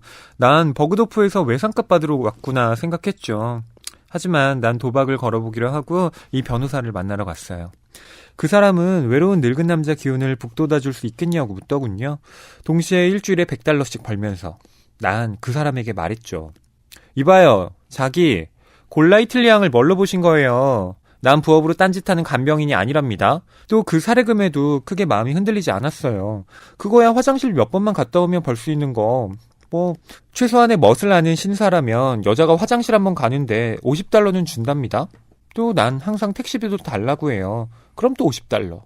하지만 그때 변호사가 셀리라는 이 아저씨는 오랫동안 나를 멀리서 숭배해 왔다나요? 그러니까 내가 일주일에 한 번씩 그를 면회 가주면 그거야말로 선행이 아니겠냐고. 그러니 어떻게 싫다 그래요? 너무 낭만적이잖아요. 모르겠는데요. 뭔가 옳지 않은 얘기처럼 들리는데. 내가 거짓말하는 것 같아요? 무엇보다 아무나 죄수를 면회할 수 있도록 허락해주지 않아요. 그렇지 않죠. 사실 아주 지루하게 수선을 떨어요. 난 그 사람 조카로 되어 있어요. 그리고 그게 그렇게 간단해요? 1시간 대화에 그 사람이 100달러를 주는 게? 그 사람이 주는 게 아니에요. 변호사가 주는 거지. 오쇼네시 씨라고 하는 사람이 내가 기상예보를 남기는 즉시 현금을 우편으로 보내줘요. 그러다 곤란한 사건에 휘말릴 수도 있을 것 같은데요. 나는 전등을 껐다. 이제는 더 이상 전등이 필요 없었다. 방 안에 아침 햇살이 들어왔고 화재 비상구에서 회색 비둘기들이 구구 거렸다. 어떻게요? 가짜 신분을 사칭하면 어떤 죄인지 법률 서적에 나와 있을 겁니다. 어쨌든 당신은 그 사람 조카 딸이 아니잖아요. 또 이 기상예보라는 건 뭐죠? 하지만 그건 아무것도 아니에요. 그저 내가 자동답기에 메시지를 남기면 오쇼네시 씨는 내가 거기 갔다 왔다는 걸 확인할 수 있잖아요. 셀리가 할 말을 일러줘요. 가령 쿠바에 허리케인이 왔다거나 팔레르모에 눈이 온다라거나. 걱정 마요, 자기. 그녀는 침대 쪽으로 향했다. 오랫동안 내 앞가림은 알아서 잘 해왔으니까. 아침 햇빛이 그녀 몸속으로 꺾어드는 듯했다. 그녀가 내 턱까지 이불을 끌어올렸을 때 마치 투명한 아이처럼 빛을 발했다. 그러더니 내 옆에 누웠다. 괜찮죠? 잠깐 쉬고 싶어서요. 그러니까 한마디도 더 하지 마요. 자요. 시드 하벅이 처음에 이 홀리의 집에 왔을 때 면박을 당하는 대사 중에 그게 있잖아요. 화장실 갈 땐 20센트 가지고 뭘 할 생각 하지 말라고. 네. 그래서 20센트? 많이 주는 거 아니야? 라고 생각했는데 여기 대사 보면 신사들이라면 여자가 화장실 갈 때 50달러는 준다고요 라는 대사가 나오니까 네. 홀리가 저 정도의 기준을 가지고 있구나 라는 것을 요 대목에서는 아마 이제 좀 알 수가 있죠. 지금 50달러라고 해도 네, 그러게요. 좀 돈이 액수가 크잖아요. 그러게요. 5만 원인데. 그러게요. 그죠? 근데 이 당시 돈으로 50달러면 네. 지금으로 따지요. 근데 이 당시 돈으로 50달러면 네. 상당히 큰 돈이죠. 한 20, 30배 되는 거 아니에요? 지금은? 20, 30배까지요? 아닌가요? 아무튼 그렇다고는 해도 네. 그러니까 결국에 이 홀리라는 인물이 만나는 사람들의 어떤 재력이라는 것이 굉장히 높구나라는 것을 이제 유추가 너무나 쉽게 가능하죠. 근데 저는 이 소설을 읽으면서 네. 계속 궁금했던 게 화장실을 가는 것과 돈을 주는 게 도대체 무슨 상관일까? 예, 계속 궁금하더라고요. 그건 저도 마찬가지인데요. 그러니까 아마 이런 대목들 묘사를 보면서 사람들은 이 홀리라는 인물이 이렇게 좀 이게 속된 말로 뭐 고급 매춘부 아니냐라고 얘기를 하는데, 물론 커퍼티는 아니라고 대답은 했지만 이런 대목을 읽으면 좀 그런 방식의 인상들이나 이미지가 좀 생길 것 같거든요. 네. 자, 이런 홀리가 지금 목요일마다 이 싱싱교도소. 네. 이 싱싱은 한국어로 싱싱하다 이런 건 절대 아닙니다. 그거를 그냥 굳이 직역하자면 노래 교도소. 그런 거 아닐까요? 이 교도소가 뉴욕 그 허드슨 강변의 오시닝이라는 곳에 위치한 교도소라고 합니다. 이 각주가 붙어 있더라고요. 네. 그리고 그때 이제 저희 허위평론가님이 홀리의 얘기를 이제 낭독을 해줬는데, 그러면서 셀리 토마토라는 인물에 대해서 소개하면서 여기에 이제 괄호로 표시된 부분을 설명을 할 수가 없었는데요. 그게 뭐냐면 이 셀리 토마토에 대해서 조벨 이 신문에 난 사진을 보여줬는데, 이 블랙핸드 조직이었다나 마피아라나 뭐 아무튼 간에 하지만 5년형을 받았죠라는 네. 대목이 있어요. 그러니까 이름과 다르게 굉장히 좀 무시무시한 어떤 뒷싸움을 벌이고 있는데, 그것 때문에 감옥에 들어간 건데, 네. 홀리는 너무나 천진난만하게 이 그 사람을 아저씨 알고 만나러가지고. 보면 되게 귀여워요. 그러니까요. 네, 이렇게 말을 하고 있죠. 네. 근데 홀리가 이 셀리 토마토를 면회할 수 있는 건 가족이다. 그렇죠. 내가 그 사람의 조카다. 그렇죠. 이런 식으로 지금 거짓 정보를 전달하고 예, 지금 이야기를 나누는 건데. 그렇죠. 기상 예보를 네. 전한다. 그렇죠. 오쇼네시 씨에게 전하는데 그걸 전하면 돈을 받는다. 그러니까 뭐 그냥 상식적으로 생각할 땐 아마 교도소에 있는 그 셀리 토마토가 어떤 정보를 기상 예보처럼 전달을 해주는 거죠. 홀리가 그걸 받아서 오쇼네시 씨에 전달하는데, 그냥 누가 보더라도 이건 이 홀리가 아무리 천진난만해도 범죄에 이용하거나 가담한 거잖아요. 그렇죠. 그러니까 이제 화자인 나 같은 경우는 이거 위험한데 나 같으면 이러지 않을 텐데 뭐 이렇게 걱정을 하는 거죠. 맞습니다. 저희가 이 부분을 읽어드린 이유는 나중에 홀리에게 네. 큰일이 닥치거든요. 그렇죠. 그게 바로 이 사건과 연관이 돼 있기 때문입니다. 근데 그 큰일인데도 거기에 대처하는 홀리는 여전히 좀 천진난만한 구석이 있어요. 네. 인생을 정말 가볍게 통통 네. 예, 살아가는 것 같다라는 생각이 계속 들어요. 그렇죠. 아마 그렇기 때문에 실제로 생각을 하면 이런 인물이 정말 가능할까라는 부분에 있어서는 이런 부분은 아무래도 이제 작가의 어떤 판타지거나 작가가 생각하는 여성성의 어떤 한 형태로 이렇게 잡혀 있는 건 아닌가, 이런 또 의문은 들기도 하죠. 그렇습니다. 이 홀리에 대해서 트루먼 커포티에게 여러 가지 질문이 쏟아졌고, 그렇죠. 커포티가 뭐 또 답변을 하는데요. 네. 거기에 대해서 홀리 같은 여자들은 네. 1943년이나 1944년에 무척이나 흔했다. 그러게요. 라고 말을 하잖아요. 네. 그러니까 지금에 와서 보면 홀리가 정말 독특하고, 그리고 정말 커포티가 꾸며낸 사람처럼 보일 수도 있지만, 네네. 뭐 이 당시의 맥락으로 보면 자연스럽게 또 맞아. 뭐 이 당시는 원래 이런 사람들이 흔했잖아. 그 당시 사람들의 눈으로 보면 그렇게 보일 수도 있겠어. 그러니까 이렇게 좀 묘사하는 것들을 되게 좀 자연스럽게 가져가는 듯한 인상이 바로 이런 사회적 맥락에서 우리가 얻을 수 있겠군요. 그렇습니다. 홀리는 늘 참 손님들이 많아요. 집에 계속 초대를 합니다. 네. 이웃집 사람들이 참 싫어하겠죠. 그래서 그 위에 있는 이제 일본인이라든지 여기 또 마담이 있는데 그 두 집이 위아래에서 네. 굉장히 홀리를 공격해 옵니다. 네, 근데- 아니 허나웅 평론가님도 네. 집에 좀 지인들 많이 초대하시는 편이잖아요. 그렇죠. 많이 네. 오긴 하는데요. 저희는 이렇게 오면 제가 술을 안 마시잖아요. 네. 그래서 이렇게 우아하게 커피 마시면서 조용조용 얘기해가지고 주변 집에서는 여기에 뭐 사는 사람이 있는지 없는지도 잘 몰라요. 그렇군요. 네. 네. 홀리하고는 확실히 다른 라이프 스타일을 갖고 계시다. 그게 이 작품 보면서, 그러니까 홀리라는 인물도 홀리라는 인물이지만 네. 미국 사회가 갖고 있는 어떤 파티 문화에 대한 부분들도 좀 여기서 어느 정도는 좀 생각을 해볼 수 있을 것 같은데, 근데 일반적인 파티는 아닌 것 같아요. 그러니까 워낙에 좀 화려한 그쪽이고 또 노는 물도 연예계라든지 이런 쪽이잖아요. 그러다 보니까 이 파티가 좀 과한 인상을 줄 때가 있거든요. 그런 것들을 윗집에 사는 그 일본인 사진 작가라든가 아래층에 사는 마담들이 불만을 터뜨리는 배경이 되는 거죠. 네. 이 소설의 서술자인 나는 이 홀리가 여는 본인의 집 파티에 초대를 받습니다. 아, 맞아요. 근데 이유가 있죠. 홀리가 이 남자를 데려왔다가 깨물려가지고 또 밑으로 와서 화자인 나의 집에 오면서 뭐 그런 일도 있고 또 시끄럽게 했다는 부분 때문에 곤란했던 일을 겪은 적도 있고 뭐 이런 여러 가지 때문에 이제 파티에 초대한다고 했던 거고 그 파티가 바로 이제 벌어진 거죠. 근데 파티라기보다는 정말 개인적으로 이 서술자인 나를 초대하는 듯한 네. 그런 쪽지였어요. 그리고 이제 영화 속에서 그 장면 묘사되는 게 파티라고는 하는데 이 홀리의 방이 사실 크지가 않잖아요. 그러니까 네. 좁기 때문에 이 극 중에서 홀리가 무는 담배가 있어요. 이제 긴 담뱃대에다가 이제 붙는데요. 그 방 안에서 벌어지는 파티가 공간이 작기 때문에 그 담뱃불이요 어느 노 여인의 머리에 쓴 모자에 불이 붙어요. 그거를 네. 기억나시죠? 네네. 화자인 나가 보고 어떻게 끌까 하다가 잔을 들고 있는 여자의 그 팔을 쳐가지고 그 모자 위로 샴페인을 떨어뜨리기 위해서 불을 끄는 장면이 있거든요. 네. 그렇게 정신이 없었다는 거겠죠? 그렇습니다. 네.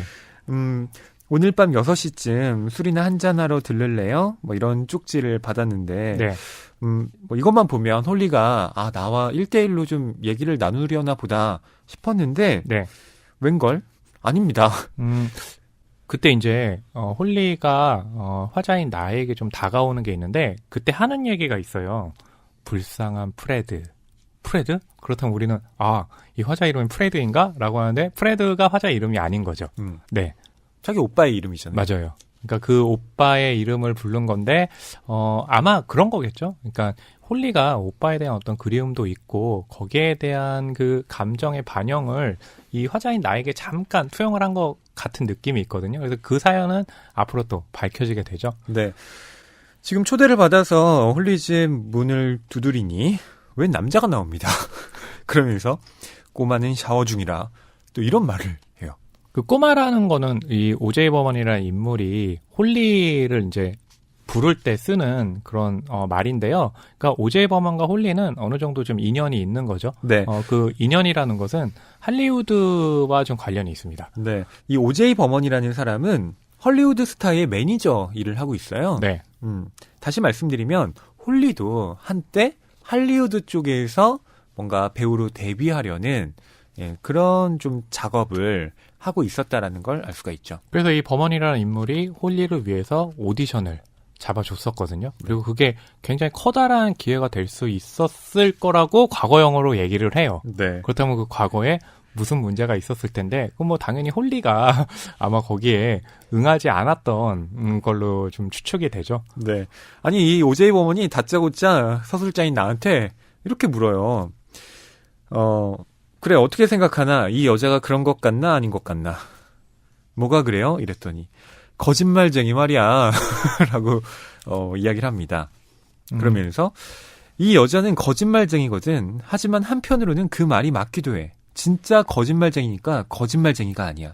자기가 믿는 그 구라를 다 진짜라고 생각하거든. 그렇죠. 이라고 네. 말을 합니다. 네, 실제로도 이제 거짓말을 굉장히 많이 하는 사람들은 자기가 거짓말을 내뱉고 시간이 지나면 그 거짓말이 사실이라고 믿는 경우들이 있다고 하잖아요. 네. 그러니까 그런 식으로 이제 얘기를 하는 거고, 그래서 지금은 그런 부분에 대해서 홀리에 대해서는 그렇게 크게 신뢰하는 것 같진 않아요. 이 버먼이라는 인물이. 근데도 또 이렇게 계속 네. 관계를 유지하는 거 보면 그렇죠. 홀리에 빠져나올 수 없는 어떤 매력이 분명히 있구나라는 걸 또 짐작하게 되고요. 그래서 이게 영화에서 오드리 헵번을 이제 캐스팅했다라는 것, 원래는 이 트루먼 커포티가 인터뷰에서 밝히기를 그런 인물은 자기는 오드리 헵번보다는 마릴린 먼로를 잡았다고 하는데, 사실 오드리 헵번을 영화 속에서 캐스팅한 이유가 있죠. 사실 이 영화는요, 이 소설과는 다르게 이 홀리라는 인물이요, 결국에는 남자 품 안에서 구원을 받는 것처럼 끝나잖아요. 네. 근데 영화에도 보면 이 홀리의 처지나 정체성이 고양이 같이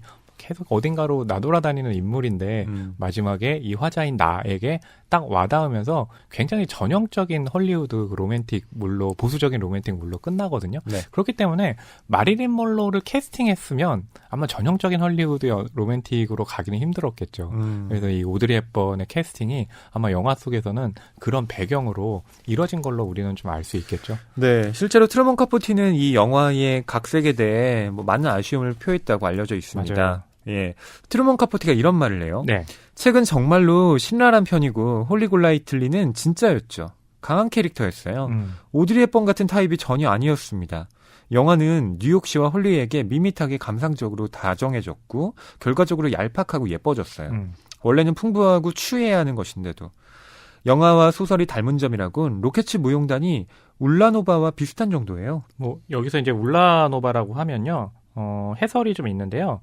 로켓츠 무용단은 다리를 높이 차올리는 정확한 군무로 유명하고 갈리나 울라노바는 러시아의 발레리나다라고 이제 표시가 돼 있으니까 네. 그러니까 뭐 거의 비슷한 거 없다.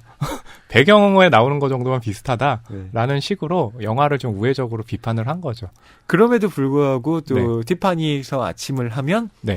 사람들의 머릿속에는 자연스럽게 오드리 헵번이 그렇죠. 딱 떠오르는 거죠. 그러니까 그게 영화의 힘도 힘이지만 오드리 헵번이 정말로 세기의 아이콘이라고 하는 것이 요런 지금 말씀하신 부분에서 드러나는 것 같아요. 자, 아까 허나은 평론가님이 홀리가 할리우드에서 이 영화에 출연할 수 있는 오디션 기회를 박찼다라고 말씀을 하셨는데 그렇죠. 예, 진짜입니다. 홀리가 그럼 제가 거짓말했겠어요? 뜬금없이 홀리가 네. 뉴욕으로 지금 오디션 전날 네, 예, 가버린 거예요. 맞아요. 자유로운 영혼. 아, 이거 이래도 되는 겁니까? 그래서 이제 그 부분에 대해서 대화를 나누는 부분이 있거든요. 그래서 이제 범원이 이렇게 얘기를 하죠. 아가씨, 내 의도가 뭐야? 홀리가 이러더군. 당신은 그 일이 잘 되기를 바랐겠지만 난 아니에요. 난 말했지 뭐. 네가 원하는 게 망할 뭔데? 그랬더니 홀리가 이럽디다. 그게 뭔지 발견하게 되면 가장 먼저 알려줄게요. 내 말이 무슨 뜻인지 알았지? 접시에 말똥을 담아준다는 게 이런 거예요. 그러니까 그 홀리도 왜 안 갔는지 정확한 뭐는 없는 것 같아요. 네. 네. 그러니까 그게 먼저 발견되면 네. 나도 모르겠는데 그렇죠. 당신한테 제일 먼저 알려줄게요, 자기. 그렇죠. 이렇게 말을 했겠죠. 그러니까 홀리가 자기도 뭘 원하는지 몰라 그게 아니라 홀리에게도 뭐 좀 다른 사정이 있었거나 못 가는 게 있었거나 아니면 그냥 그런 뭐 여배우로 활동한다는 거에 대해서 거부감이 있었거나 여러 가지로 추측을 할 수는 있지만 아무튼 두 사람의 관계에 어떤 일이 있었는지는 이렇게 해서 좀 밝혀지는 거죠. 네. 근데 저는 홀리가 진짜 자기가 원하는 걸 뭔지 모른다고 생각해요. 그럴 수 네. 있죠. 왜냐하면 여기서 하는 거 보면 도대체 뭐 때문에 저럴까? 그냥 단순하게 돈 때문에 움직이는 것 같긴 한데 사연은 또 굉장히 많고 그러다 보니까 그렇게 좀 추측하는 게 사실은 가장 윗순위에 있겠죠. 그러니까 좋아하는 게 있긴 하죠. 뭐 네. 여행을 좋아한다던가 쇼핑을 좋아한다던가 네, 등등이 있지만 네. 저는 뭐 그건 홀리의 극히 일부고 저는 진짜 자신이 원하는 걸 뭔지 알기 위해서 홀리가 이곳저곳을 계속 탐색하는 것 같더라고요. 맞아요. 예. 그렇게 해서 이렇게 이해를 한다면 이제 홀리에 대해서 너무나 이제는 좀 접근이 쉽게 되는 거죠. 네, 이 홀리가 서술자인 나에게 왜 당시에 자신이 오디션을 보지 않았는지 그에 대한 이야기를 또 들려줍니다. 그렇죠. 그 대화 장면 여러분께 좀 읽어드릴게요. 네. 그리고 이 장면에는 바로 티파니에서 아침을이라고 하는 이 제목도 언급이 됩니다. 54쪽부터 57쪽입니다. 그 얘기를 아직도 떠들어대요. 그녀는 애정어린 눈길을 방 건너에 있는 범원에게 던졌다. 하지만 그 사람이 맞는 말을 했네요. 난 죄책감을 느껴야 하겠죠. 그 사람들이 내게 역을 주었을지도 모르거나 또 내가 잘 풀렸을 수도 있었기 때문이라서는 아니에요. 영화사에선 내게 역을 안 줬을 거고 나도 그렇게 잘 풀리진 않았을 거예요. 내가 죄책감을 느낀다면 나는 전혀 꿈꾸지 않는데 저 사람이 꿈을 꾸도록 놔두었기 때문이죠. 난 그저 몇 가지 자기 개발을 할 시간을 속여서 타냈던 거예요. 난 절대 영화 스타가 되지 못한다는 걸 뻔히 알고 있었어요.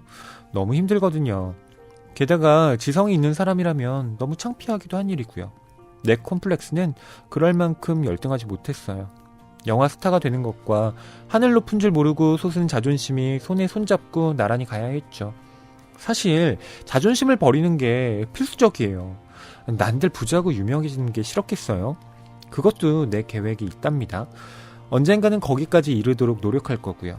하지만 그렇게 된다고 해도 난 내 자존심이 졸졸 따라왔으면 좋겠어요. 내가 어느 맑은 날 아침 티파니에서 아침을 먹는다 해도 여전히 나이고 싶어요. 홀리는 여전히 고양이를 껴안고 있었다. 불쌍한 게으름뱅이 같으니. 그녀는 수고양이 머리를 간지렸다. 이름도 없는 불쌍한 게으름뱅이에요. 고양이한테 이름이 없어서 약간 불편하긴 해요. 하지만 난 이 고양이에게 이름을 줄 권리가 없어요. 얘는 누군가의 것이 될 때까지 기다려야 돼요. 우리는 어느 날 그저 강가에서 마주친 거나 다름없죠. 서로의 소유가 아닌걸요? 얘는 독립적인 존재고 나도 그래요. 난 나와 이런저런 것들이 함께 있을 수 있는 자리를 찾았다는 생각이 들 때까지는 아무것도 갖고 싶지 않아요. 그런 곳이 어디 있을지는 아직 확실히 모르겠네요. 하지만 그런 곳이 어떨지는 알아요. 그녀는 미소를 지으면서 고양이가 바닥에 내려가도록 놔두었다. 거긴 아마 티파니 같을 거예요. 내가 뭐 보석에 미쳐서 그런 건 아니에요. 다이아몬드야 좋죠. 하지만 40살이 되기 전에 다이아몬드를 달고 다니는 건 저속한 취미예요. 위험하기도 하고. 다이아몬드는 나이가 든 여자들이 해야 정말 제대로 멋져요. 하지만 내가 티파니에 열광하는 건 그런 이유가 아니에요. 들어봐요. 심술궂은 빨강이 솟아오르는 그런 날 알죠? 파랑을 우울에 비유하는 것과 비슷한 건가요? 아니에요. 우울이라는 건 살이 쪘거나 비가 너무 오래 오거나 할 때 생기는 파랑이에요. 슬픈 것. 그게 다죠. 하지만 심술궂은 빨강은 끔찍해요. 두렵고 돼지처럼 땀이 나는데 뭐가 두려운지도 몰라요. 다만 나쁜 일이 생긴다는 것 말고는. 그런데도 뭔지 모르는 거예요.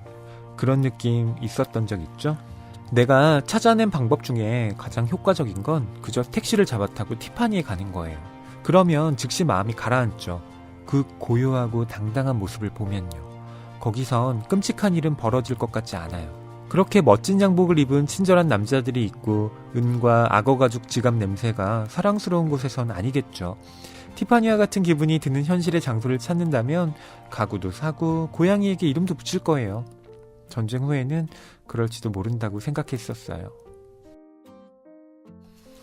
자, 이 제목만 티파니에서 아침을 보면 티파니라는 레스토랑이 있나 보다. 이거에서 아침 식사를 먹나 보다. 네. 라고 하는데 영문 제목으로 보면은 티파니스 앳 블랙퍼스트거든요. 네. 그러니까 그 티파니라는 곳에서 아침을 먹긴 하지만 이 티파니라는 곳은 굉장히 유명한 당시에 지금도 그렇지만 보석을 파는 다이아몬드를 파는 그런 곳이죠. 네.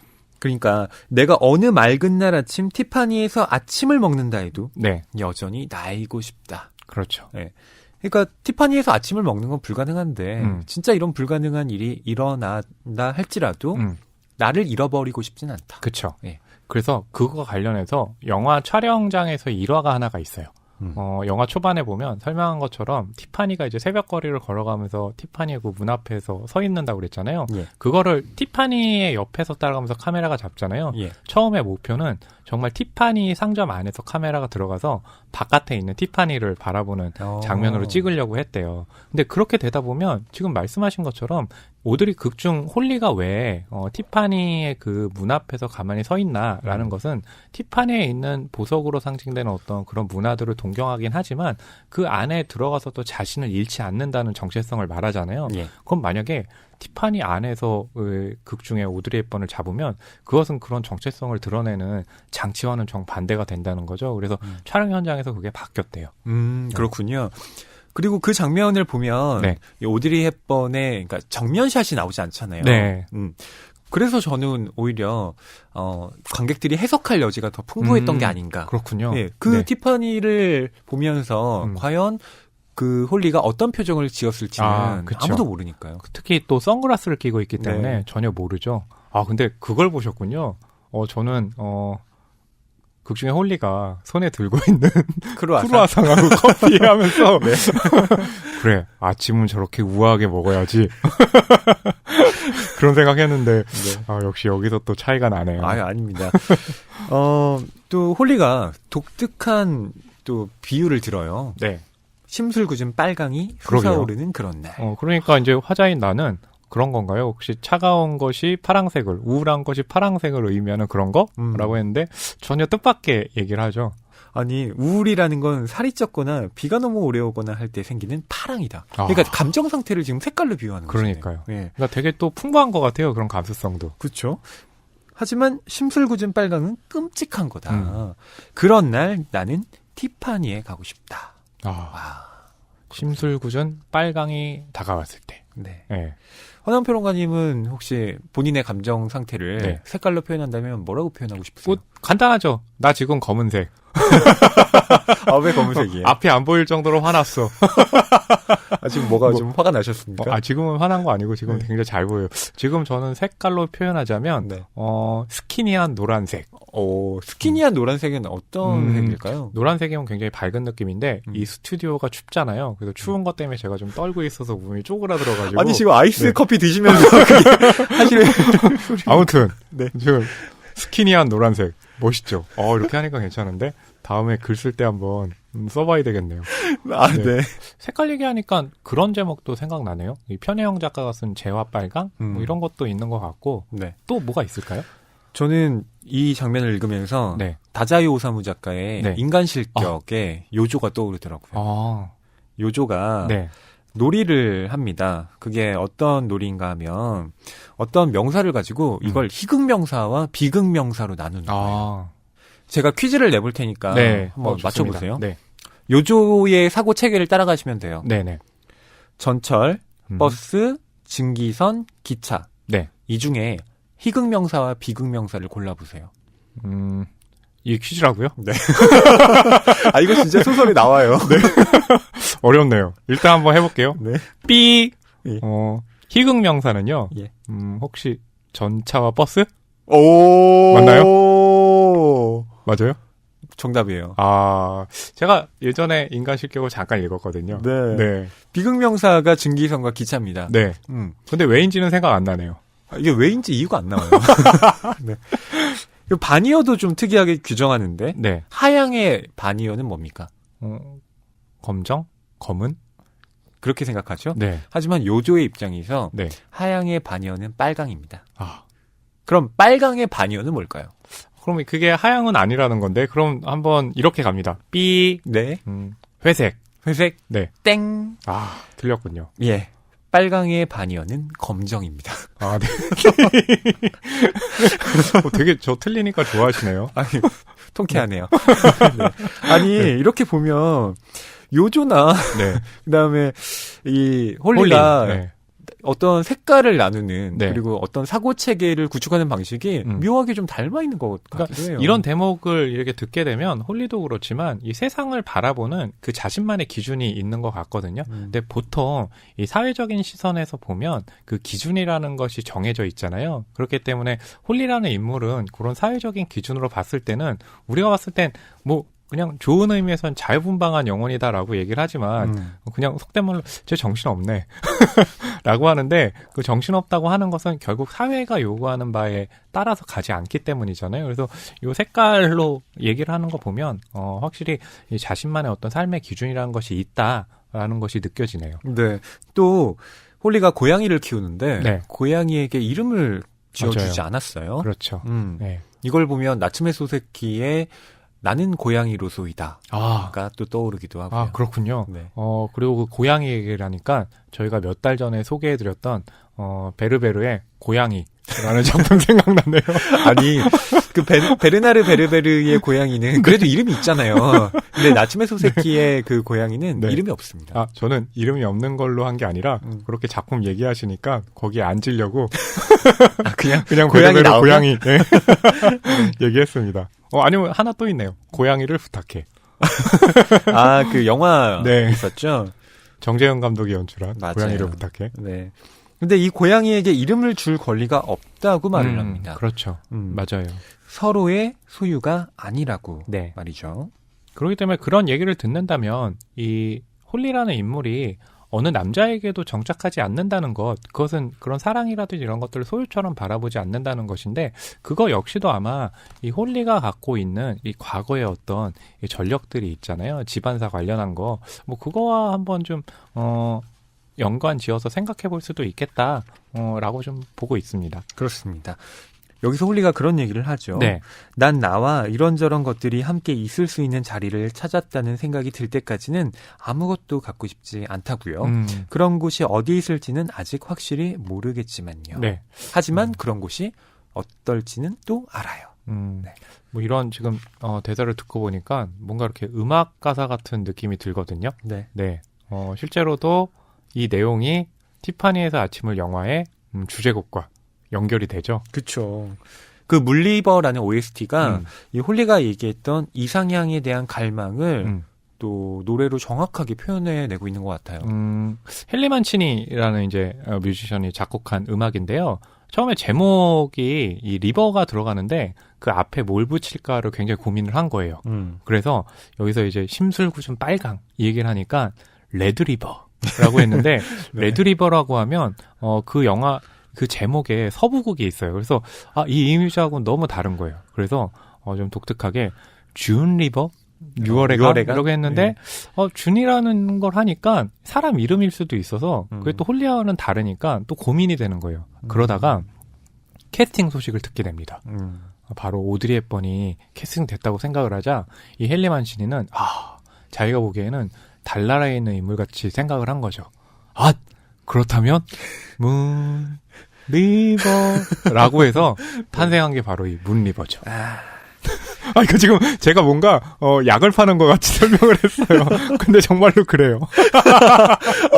왜 네. 본인이 말씀해 놓고 신빙성을 그렇게 더하시려고. 이게 지금 이렇게 제가 얘기하는 걸 제가 듣고 보니까 지금까지 제가 했던 얘기들이 사람들에게 정말 신빙성 없게 들렸구나 라고 해서 굉장히 절망적이네요. 아니 물리버 가사를 이렇게 제가 찾아봤는데요. 네. 책에 또 번역이 돼서 실려 있더라고요. 그렇군요. 잠깐 들려드리면 네. 문 리버 네. 몇 마일이나 되는 넓은 강이여 어느 날인가 나는 아름다운 그대를 건너가리 그리운 꿈을 낳고 또 그대는 마음을 깨기도 하네. 그대가 어디로 가건 나는 따라가리 세계를 바라보려고 방황하는 두 사람 아직 보지 못한 세계가 많이 있네. 같은 무지개의 끝을 추구하면서 무지개 다리의 모퉁이에서 기다리고 있네. 그리운 어린 시절의 친구들인 물리버와 나. 이런 네. 가사로 번역이 돼 있어요. 마치 그 극중 화자인 내가 홀리를 바라보면서 쓴 것 같은 그런 시적인 느낌도 좀 들긴 하거든요.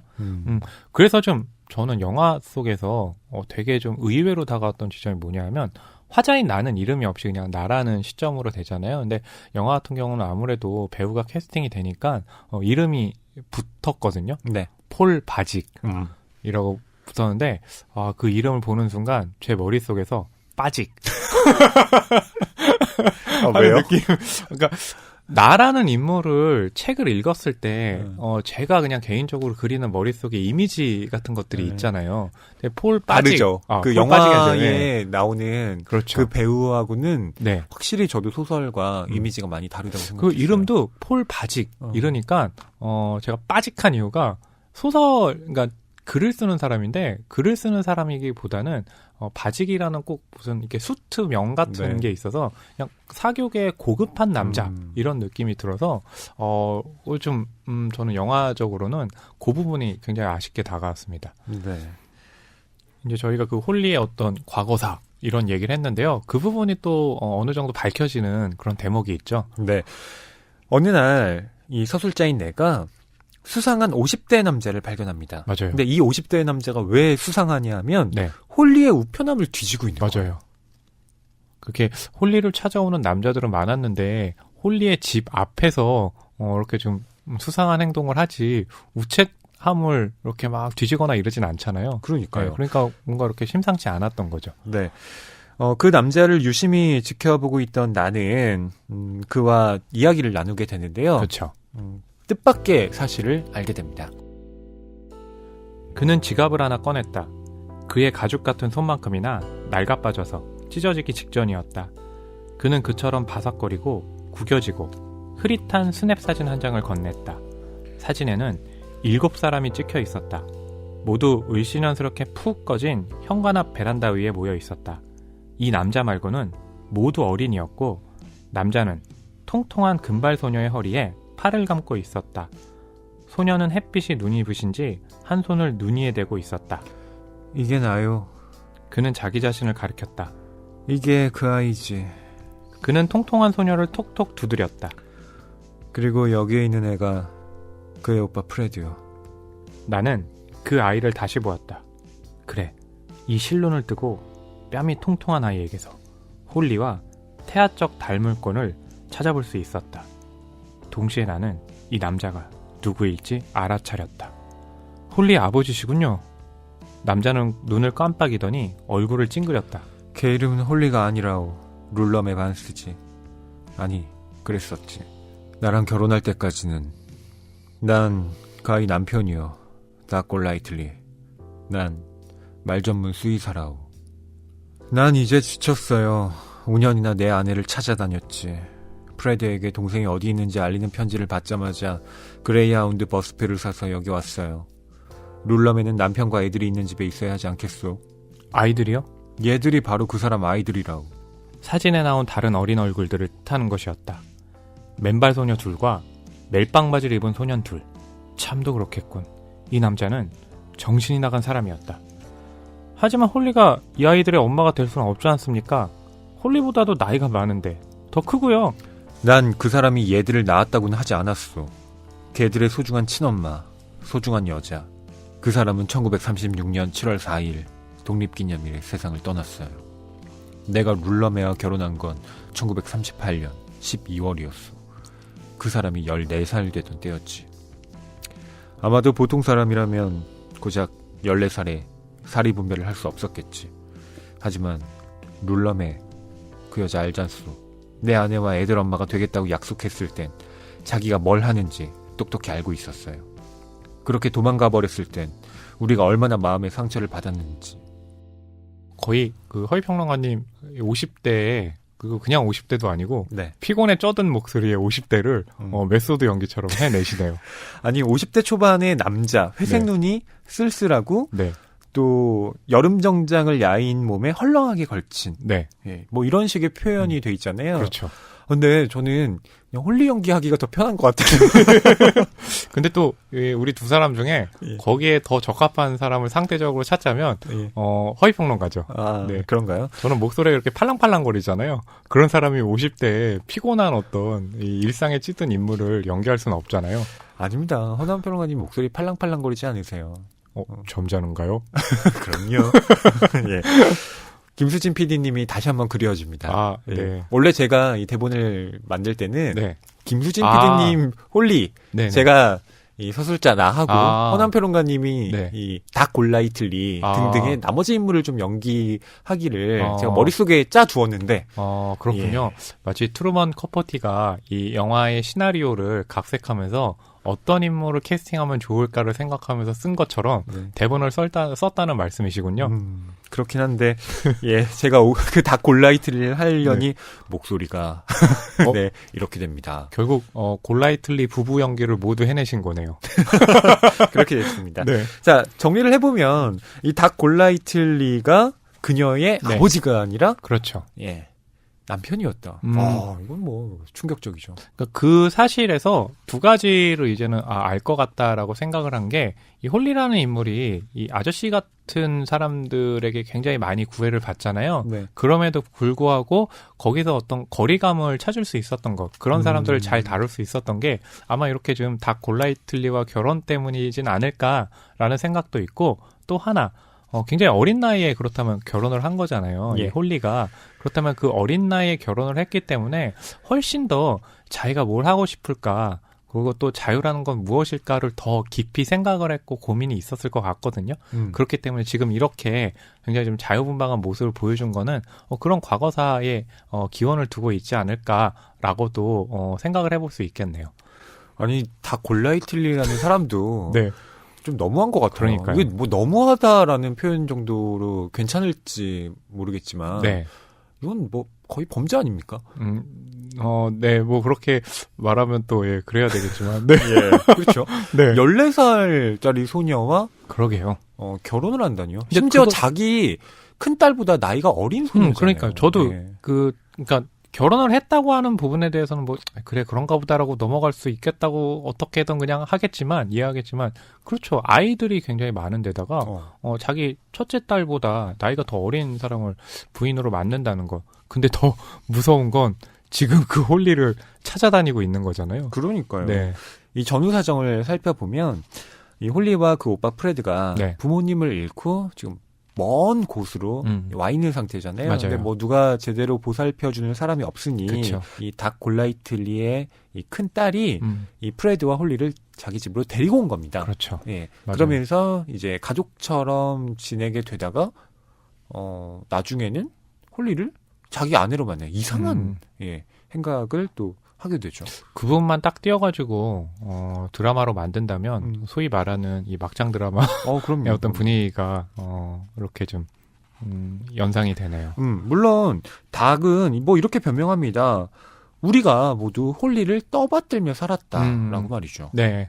네, 근데 그 얘기들은 지금 이 홀리가 여기에 있을 때 찾아오는 남자들이 또 이렇게 말도 하고 보이는 행태들이잖아요. 네.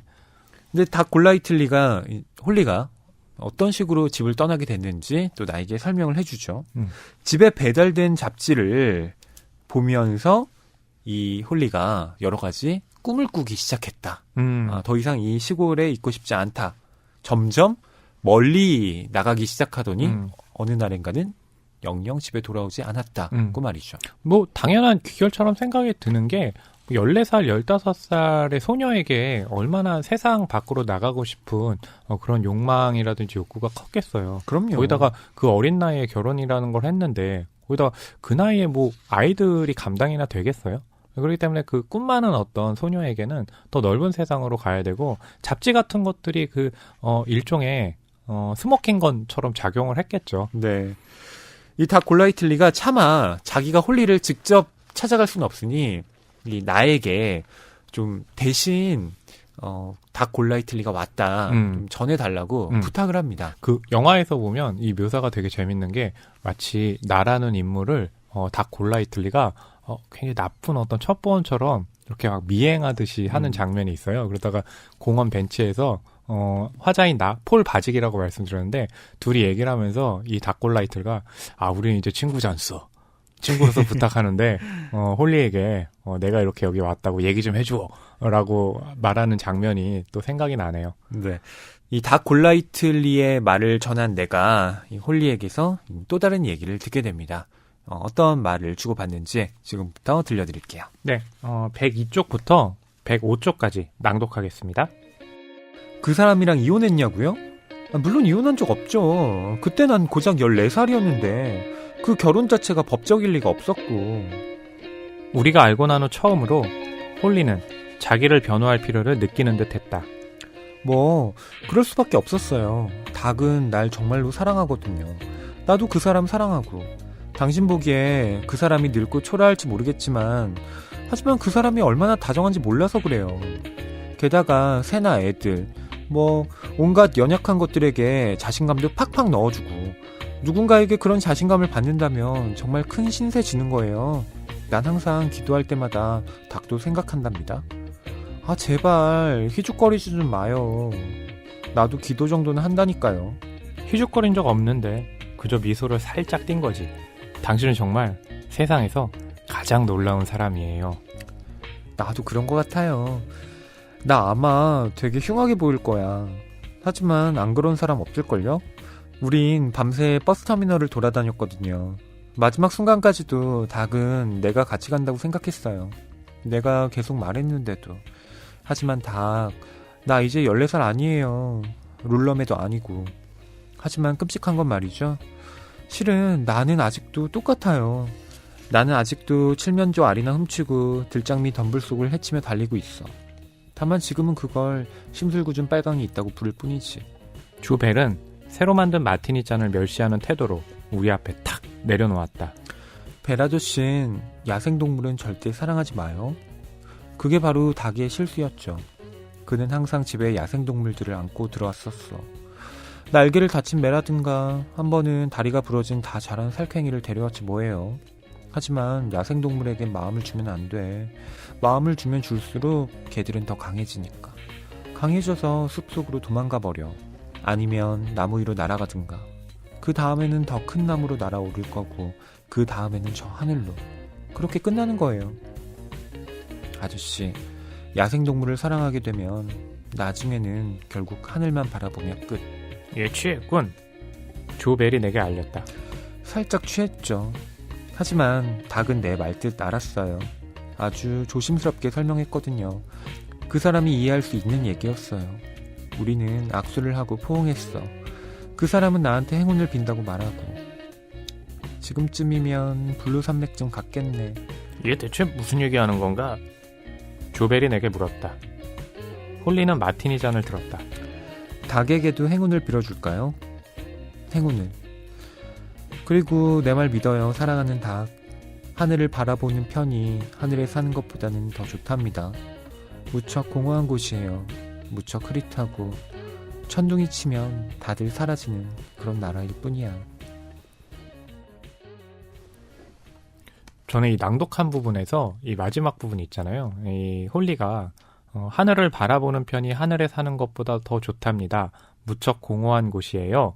무척 흐릿하고 천둥이 치면 다들 사라지는 그런 나라일 뿐이야 라고 하는 게 뭐 사교계일 수도 있고 어린 나이에 이런 어떤 결혼 생활에 대한 걸 경험했던 것에서 나오는 얘기일 수도 있고 이 부분이 아마 이 홀리가 갖고 있는 이 마음속에 가장 뚜렷한 어떤 정체성이 아닌가 하는 생각이 들어서 밑줄을 쳤습니다. 저도 여기 형광펜으로 그런 거 보이시죠? 통했네요. 찌찌뽕. 네. 이건 결국 네. 동경하는 상태가 네. 막상 그 동경하는 곳에 이른 것보다 네. 더 우리에게 큰 만족감을 줄 수도 있다라는 그쵸. 얘기를 하고 있는 거잖아요. 보통 그런 경험들 되게 많잖아요. 우리가 이제 여행을 떠나기 전에 가기 전에 막 그 준비물 싸고 머릿속에 상상하는 것에 대해서 그 즐거움이 더 클 때가 있잖아요. 실제 네. 여행지에 간 거보다. 그리고 대학에 입학해서도 대학에 입학하기 전까지 굉장히 치열하게 막 해놨잖아요. 근데 대학 딱 들어가고 나면 굉장히 희한한 그 허무함 같은 것들이 있거든요. 그러니까 목표가 사라진 것도 있고, 내가 생각한 대학 생활은 이게 아닌데, 라는 것도 있고, 그래서 이런 부분들을 한번 이렇게, 우회하면 다른 상황들도 좀 맞아 떨어지는 것 같아요. 허나은 평론가님이 생각하셨던 대학 생활은 뭐였는데요? 가면은, 네. 1학년 때부터 사랑과 낭만이 있어서, 네. 거기서 뭐, 딱 눈이 맞아서 연인이 돼서 도서실에서 공부를 하고 이러면서 풀밭에 누워서 도시락 싸먹고 그러다가 또 공부하고 이런 거였는데 도대체 뭘 보고 그런 환상을 키우신 겁니까? 그러니까 근데 1학년 1학기 때부터 성적이 안 좋아지더니 1학년 2학기, 2학년 1학기 학사 경고 그리고 휴학. 그러셨군요. 네, 그런 상황이라서 좀 방황했었죠. 네. 네. 정말 그곳은 홀리의 말대로 무척 흐릿하고 네. 천둥이 치면 다들 사라지는 그런 나라였군요. 네. 그래서 마치 이 영화 속 첫 장면에서 홀리는 그 티파니라는 보석 상점 앞에 가서 아침 식사하잖아요. 저는 그 대학교 앞에 정문 앞에서 사발면 들고 아침 식사를 하는 그런 모습이 연상되네요.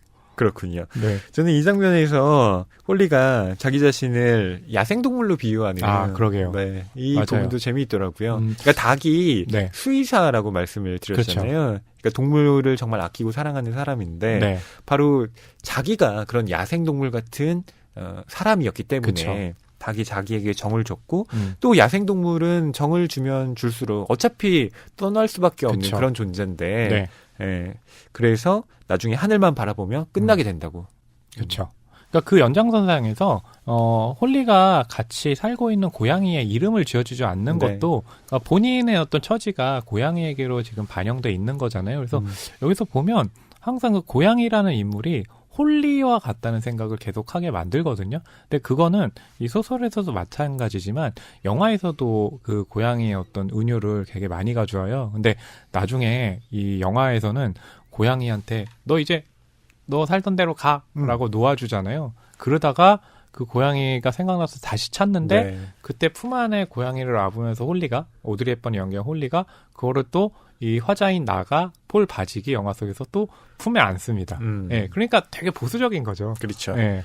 물론 그 고양이를 이렇게 놓아주는 네. 어떻게 보면 이제 너 살던 대로 가 그쵸. 이렇게 놓아주는 장면이 소설에도 있긴 하지만 맞아요. 영화하고는 분명히 다른 지점이 그렇죠. 있습니다. 그러니까 소설에서는 정말 이 고양이가 자기가 살던 대로 가는 것 같아요.